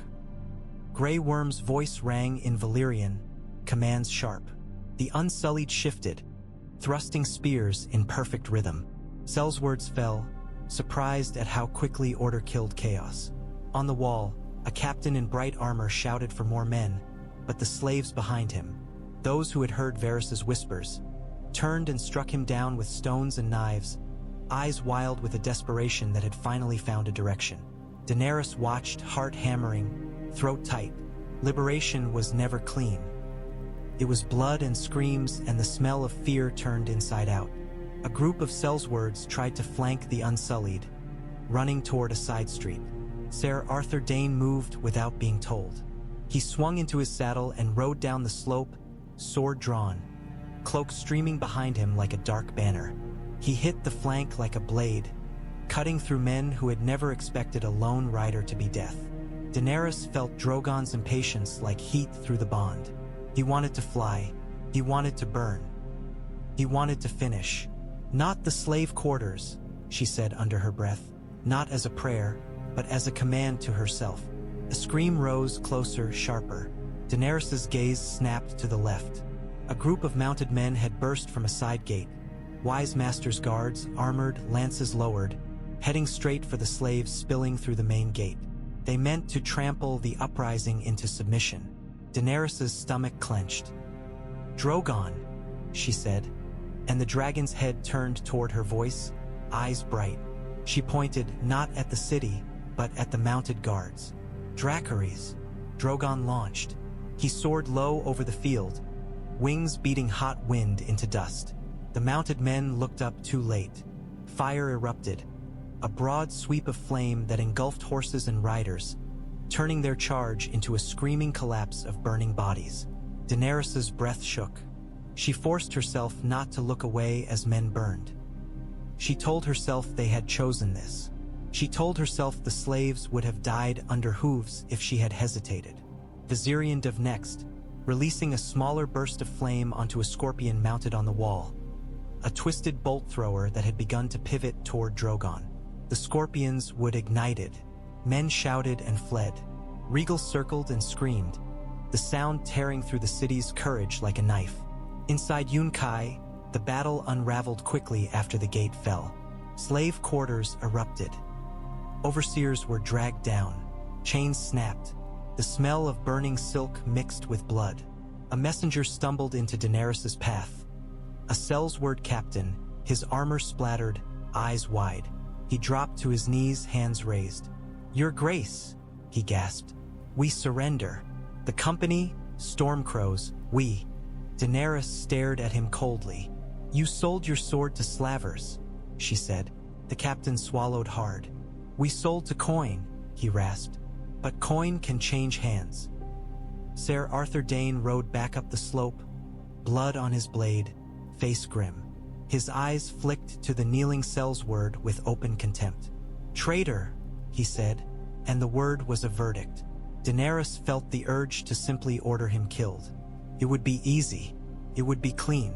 It would be what many kings did without thought. Instead, she remembered what Varys had taught her. Power was not only fear, it was also leverage. "What is your name?" Daenerys asked. The Sellsword blinked, surprised by the question.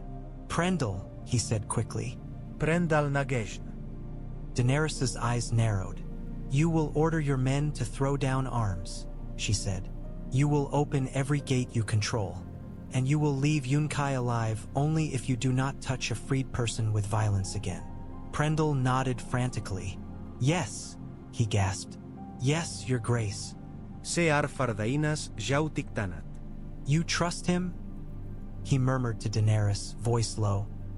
"I don't," Daenerys whispered back. "But I can use him." Sir Arthur Dayne's eyes were hard. but he did not argue. He understood campaigns better than most men alive. He understood that sometimes you used snakes to clear a path before you crushed them. By midday, Yunkai's banners had been torn down, replaced by nothing. Empty poles standing against the sky. Fires burned in scattered places. The sound of chains being smashed echoed through streets like hammers on anvils. Daenerys rode through the city at last, Unsullied flanking her, Missandei close, Varys unseen but present in every open door. Freed people lined the streets, staring, trembling, some reaching out as if afraid she might vanish like a dream. A woman dropped to her knees, forehead to the dust. "Mysa," she whispered, the word breaking open like a sob. Daenerys's throat tightened. She did not like the worship. Worship turned people into tools, and she had been a tool too long. Yet she could not deny what they saw in her. Not a goddess, but a door. She raised her voice, carrying over the street. "You are free," she said. "No one owns you, not masters, not queens. You are your own." The freed people stared as if the words were impossible. Grey Worm marched at her side, eyes forward, but Daenerys saw the tension in his jaw. Even he was learning what freedom sounded like. Above, Drogon circled once and roared, the sound echoing off Yunkai's domes. The city answered with a roar of its own. Ragged, raw, desperate. Daenerys rode through it, feeling the weight of every cheering voice settle on her shoulders like a cloak made of fire. And she did not flinch. Not anymore. Yunkai did not fall into silence after its chains broke. It erupted into need. Freed people poured into the streets, searching for food, for water, for lost children, for something to anchor themselves to after a lifetime of being told where to stand and when to breathe. Houses were looted not only by vengeful slaves but by starving ones. Fires flared where anger met oil. The wise masters who survived hid behind locked doors or fled on ships in the night, their gold heavy in their pockets and their terror heavier still. Daenerys sat in a stolen hall that still smelled of perfume and sweat, and felt the first true strain of conquest. Not taking, but holding. A table before her was piled with reports, scraps of parchment, shouted messages, translated pleas. Missandei moved like a steady current at her side, voice calm even when her eyes were tired. Grey Worm stood behind Daenerys' chair, spear planted, silent as ever. Sir Arthur Dayne leaned against a column, arms folded, watching the room the way a man watched a battlefield, knowing danger hid in corners more often than in open air. Varys slipped in and out like breath. He never sat. He never seemed to tire. He spoke to freed scribes, pointed them toward ledgers, helped them understand which granaries belonged to which masters, which wells could be poisoned, which merchants could be persuaded with coin and which would require threats. "This city will not stay stable if we camp here too long," Varys murmured to Daenerys one evening as torchlight flickered. "Your host is growing. Every freed person who follows you is another mouth, another hope, another potential riot if they are hungry." Daenerys' jaw tightened. "So we leave," she said. Se Arthur Dayne's Gaza Sharpanat. "Meereen," he said, already anticipating. Daenerys nodded. "Meereen," she confirmed. "The greatest slaver city. The one that thinks itself untouchable." Missandei's fingers tightened around a parchment. "They crucify children," she said softly, and the words made the air feel colder. Daenerys' stomach twisted. "I know," she whispered. Grey Worm's voice came quietly, almost hesitant. "We go," he said, as if speaking the word was an act of will. Daenerys looked back at him. "Do you fear it?" she asked. Grey Worm's eyes did not blink. "We fear nothing," he said automatically, and then, after a heartbeat, he added, voice lower, "But I do not want to see children hurt." The admission landed heavier than any oath. Daenerys felt her throat tighten. "Neither do I," she said. Sir Arthur Dayne moved then, stepping away from the column. He held something in his hand. A small sealed scroll, wax marked with a sunburst. Daenerys' eyes narrowed. "Where did that come from?" she asked.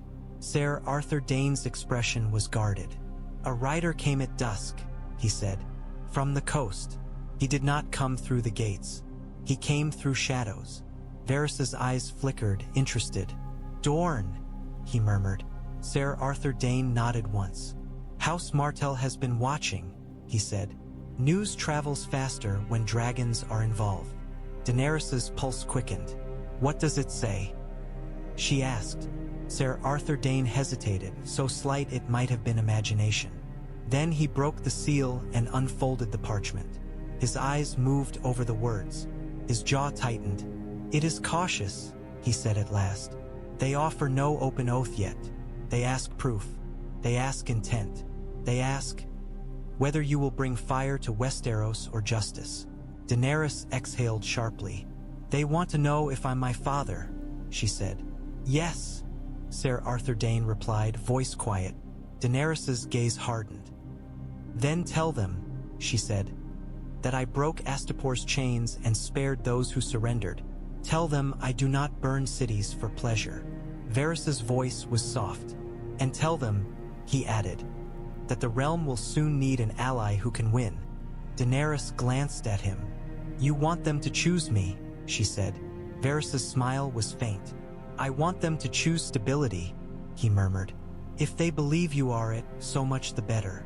Sir Arthur Dayne looked at Daenerys, eyes unreadable. "Dorne remembers Elia Martell," he said quietly. "They remember her children. They remember what the Lannisters did." Daenerys's throat tightened. "I remember too," she whispered, though her memory was only stories and nightmares. "I remember a smell of smoke, a scream in a dream, a red stain on a wall." Sir Arthur Dayne's face tightened with old grief. For a heartbeat, Daenerys saw the man he might have been before vows turned to ashes. "Then do not make their fear true," he said softly. Daenerys met his gaze. "I won't," she said. Varys drifted closer, voice lower. "There is another advantage to Dorne," he murmured. "A landing place. A path into Westeros that does not require you to batter your head against the Iron Throne's walls first." Daenerys's eyes narrowed. "We are not in Westeros yet," she said. "No," Varys agreed. "But every step in Essos is also a step in Westeros. Stories travel. Fear travels. Hope travels." Missandei set down a parchment and looked at Daenerys with quiet intensity. "If you leave these cities behind," she said, "you must leave something that cannot be bought back." Daenerys swallowed. "Laws," she whispered. Varys nodded. "And people to enforce them," he said. Grey Worm's spear shifted slightly as if the word enforcement sat strangely with him. Daenerys looked at him and understood. The Unsullied were learning to be protectors instead of property, but they would need guidance or they would become another kind of chain. "I will leave garrisons," Daenerys said. "Small ones, enough to hold gates and protect grain. And I will leave councils of freed people. Scribes, merchants, mothers, whoever can read and count and argue." Varys's eyes gleamed approval. "A beginning," he murmured. Sir Arthur Dayne's gaze was steady. "And if the freed councils fail?" he asked. Daenerys's voice hardened. "Then they learn," she essayed. "And I learn. I will not pretend freedom is easy just because I want it." Outside, Yunkai's streets hummed with restless life. Far off, a bell tolled, not in alarm but in mourning for a world that had ended. Daenerys looked east, toward Meereen, toward the city that crucified children like ornaments. Her hand tightened on the arm of her chair. "We leave at first light," she said. And in the shadows of the hall, Varys smiled the smallest smile, because motion was where he lived and victory was always found before the enemy realized the board had changed. The road to Meereen was lined with silence until it wasn't. For days, the host moved along dusty paths and scrubby plains, fleet paralleling the coast where possible, sails visible like pale ghosts on the horizon. Freed people followed in waves, some from Astapor and Yunkai, some from villages where the slavers' reach had extended like a shadow. Daenerys watched them and felt her chest tighten with the weight of mouths and hope. Then the smell changed. First it was faint, an iron tang in the air, like old blood. Then it grew stronger, mixed with rot and smoke. Men in the host began to mutter. Freed women clutched their children closer. Even the Unsullied's blank faces seemed to harden. Daenerys rode at the front when she saw them. Posts, wooden stakes driven into the earth beside the road. And on each stake a small body. Children. Their hands were bound. Their heads hung. Some had been dead long enough that flies clouded around them. Some were newer, their skin still too bright against the sun. Signs hung from their necks in crude Valyrian. Warnings, insults, declarations of power. Daenerys's breath stopped. The world narrowed to the line of posts stretching toward the horizon like a cruel parade. Missandei made a sound beside her. Half sob, half broken prayer. Grey Worm's spear trembled slightly in his grip. Sir Arthur Dayne's face went very still, as if a mask had been slammed into place. His eyes were dark, terrible. Daenerys slid from her horse, legs unsteady. She walked toward the first post as if drawn. The child's face was small, eyes open and empty, hair matted. A necklace of bone beads hung around his neck. He could have been 8. Daenerys's vision blurred. Heat rose in her chest like wildfire, choking, fierce. For a heartbeat, she wanted to scream. She wanted to burn the sky. She wanted to make Meereen a smoking hole so no one could ever do this again. Her hand reached up and touched the child's cheek. The skin was cold. She closed her eyes and felt tears spill, hot and furious. Sir Arthur Dayne stepped close, voice low. "They want this," he said. "They want you to lose yourself." Daenerys's breath shook. "They killed children," she whispered. "They nailed them up like messages." Varys's soft voice finished behind her. He had ridden up without her hearing, cloak dusty, face pale. His eyes were hard now, the gentleness stripped away by the sight. "They are telling you what they think of your mercy." Daenerys turned her head sharply. "What do I do?" she demanded, and the vulnerability in the question was raw, ugly. Sir Arthur Dayne's gaze held hers. "You bury them," he said. "You honor them, and then you take the city without becoming what they call you." Daenerys's throat tightened. "Without becoming a monster," she whispered. Varys's voice was quiet. "Monsters do not ask that question," he said. Daenerys looked back at the line of posts. More children, more signs, more cruelty stitched into the road like a thread. She stood, wiping her cheeks with the back of her hand, angry at the tears but unable to stop them. "Take them down," she commanded, voice iron. "All of them, gently, like they matter." Grey Worm moved instantly, gesturing. Unsullied stepped forward with careful hands, cutting ropes, lowering bodies as if they were fragile treasures rather than dead children. Freed women began to sob openly as they helped, wrapping small bodies in cloth.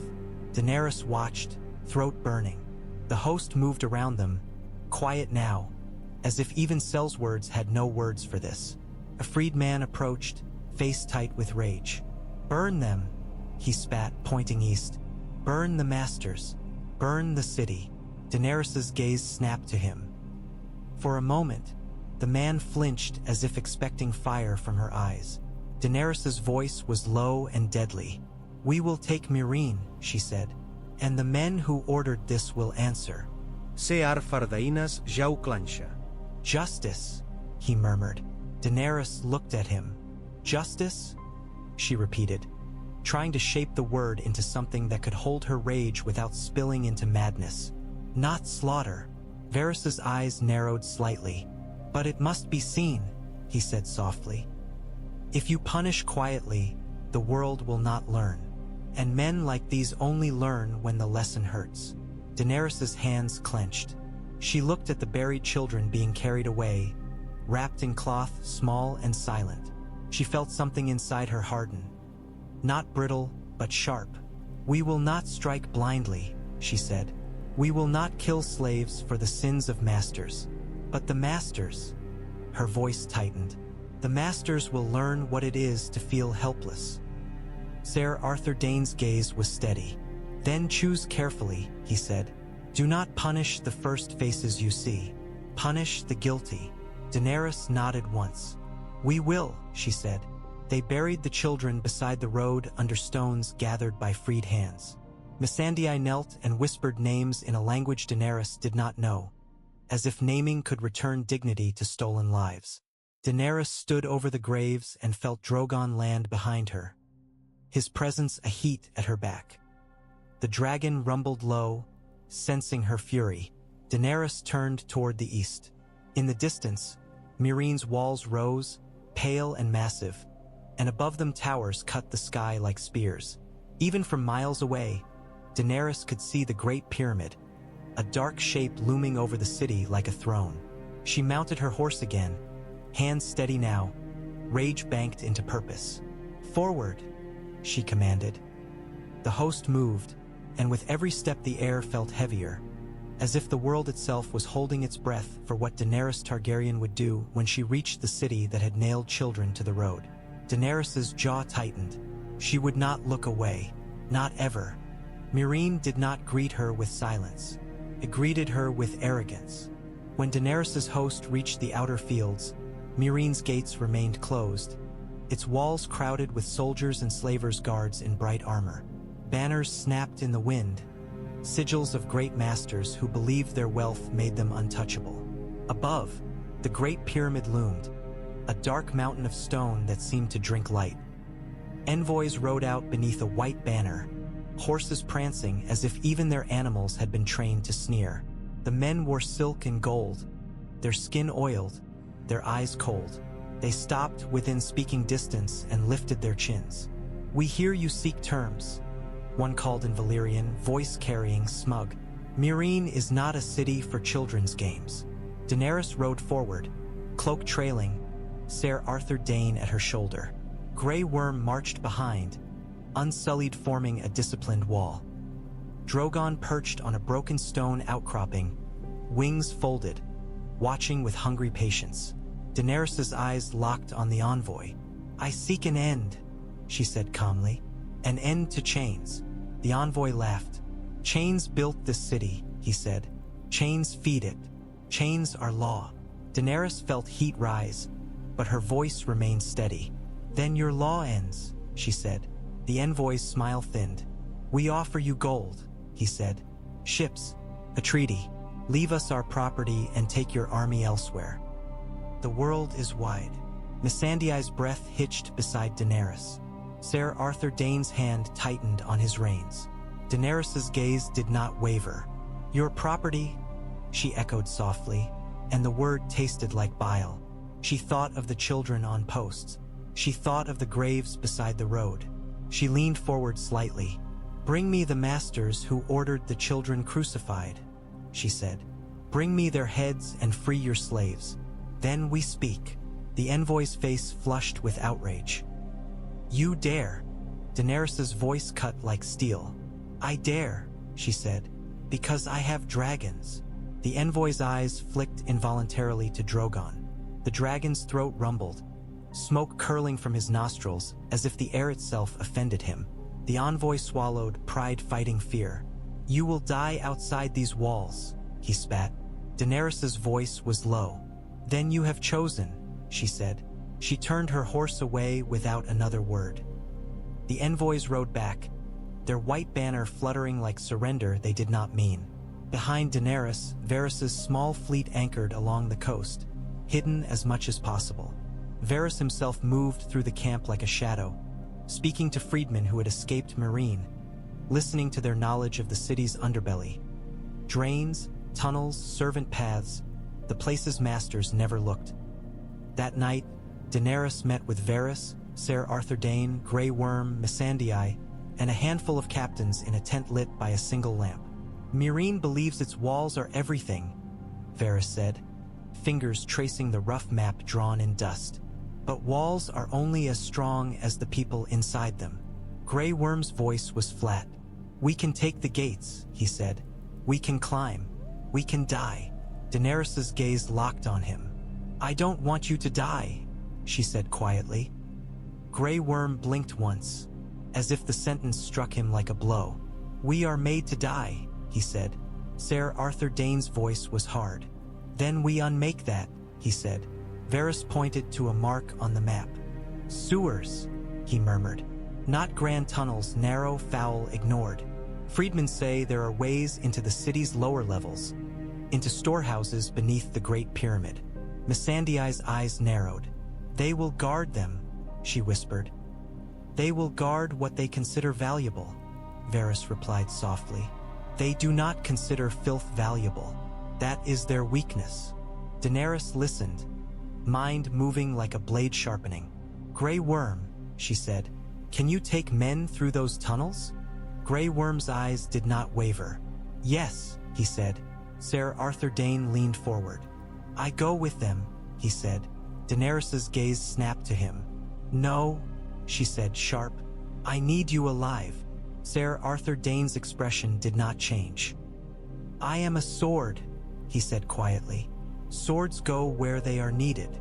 Daenerys's jaw clenched. "Then you are needed at my side," she said. Sir Arthur Dayne's eyes held hers, and in them Daenerys saw the vow he had carried like a chain of his own. He did not argue further, but the silence between them was tight. Outside the tent, Drogon roared, restless. At dawn, the assault began, not with a battering ram, but with movement. Grey Worm led a chosen group of Unsullied into the sewers. Men who did not flinch at filth, men who had endured worse than stink. They moved in silence, torches wrapped, spears held close, following freedmen who knew the paths.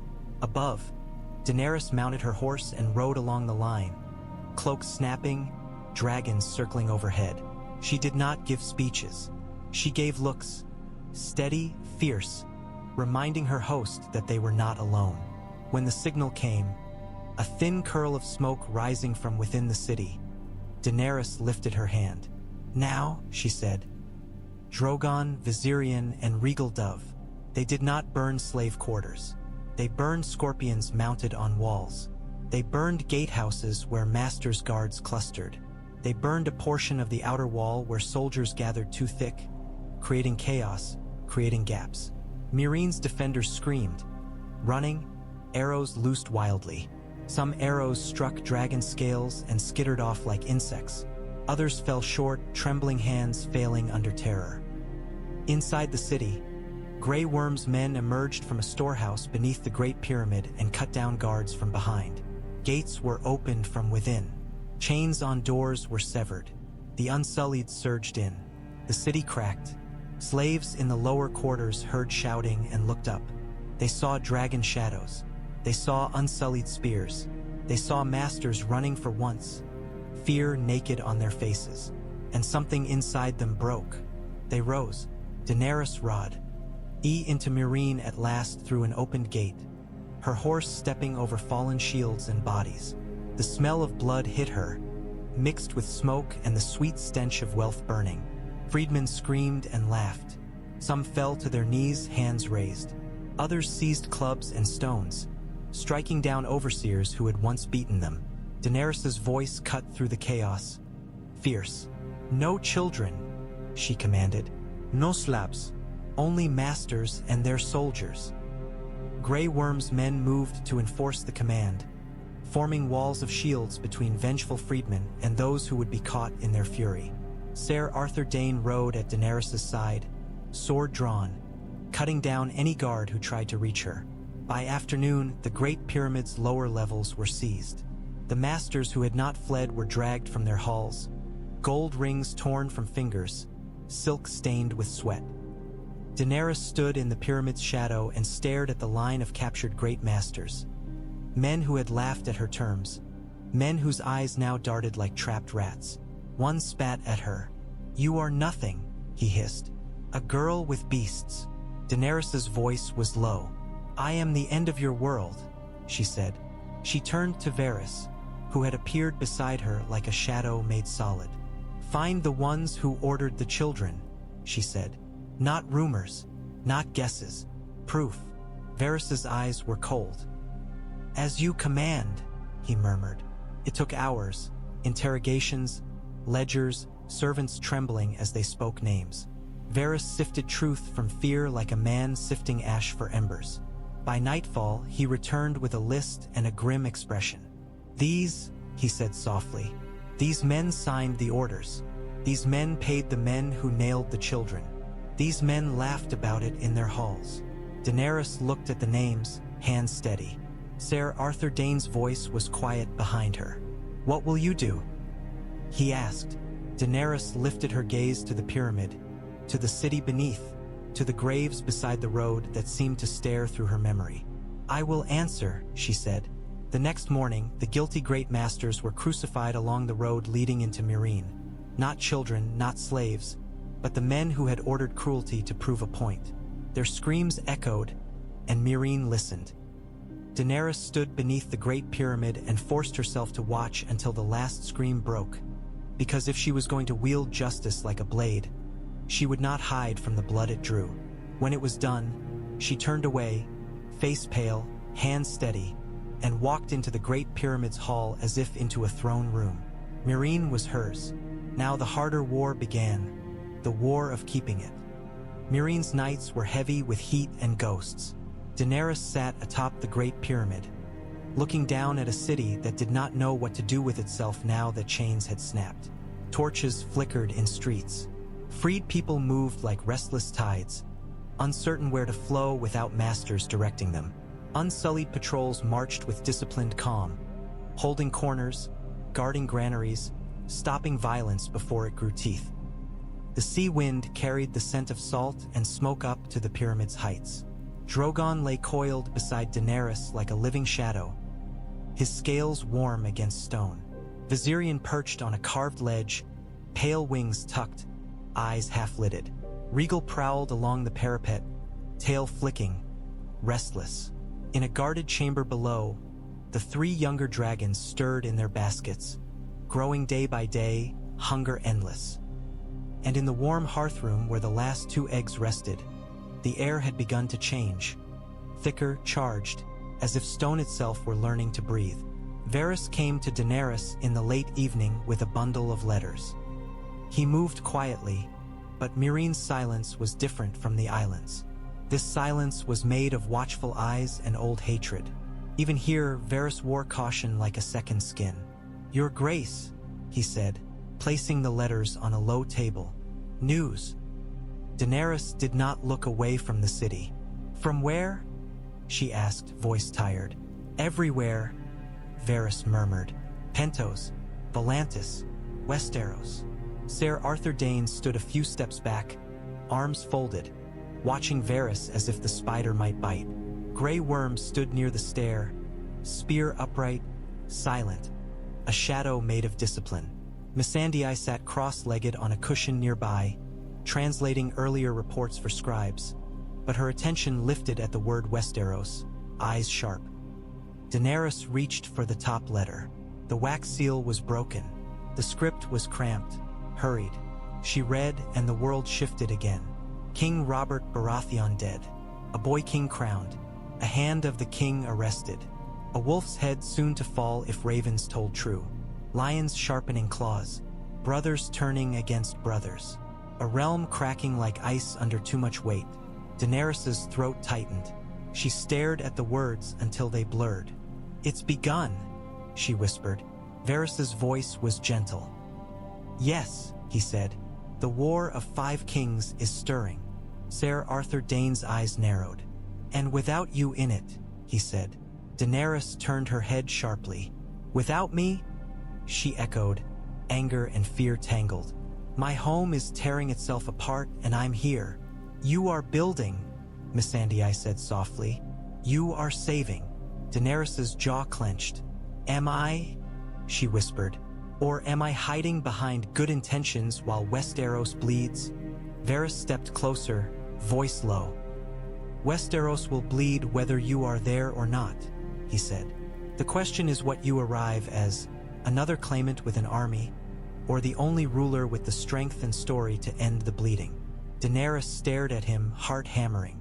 "You want me to wait," she said, accusation sharp.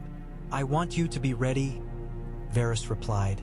and for once there was no softness in his tone, only truth.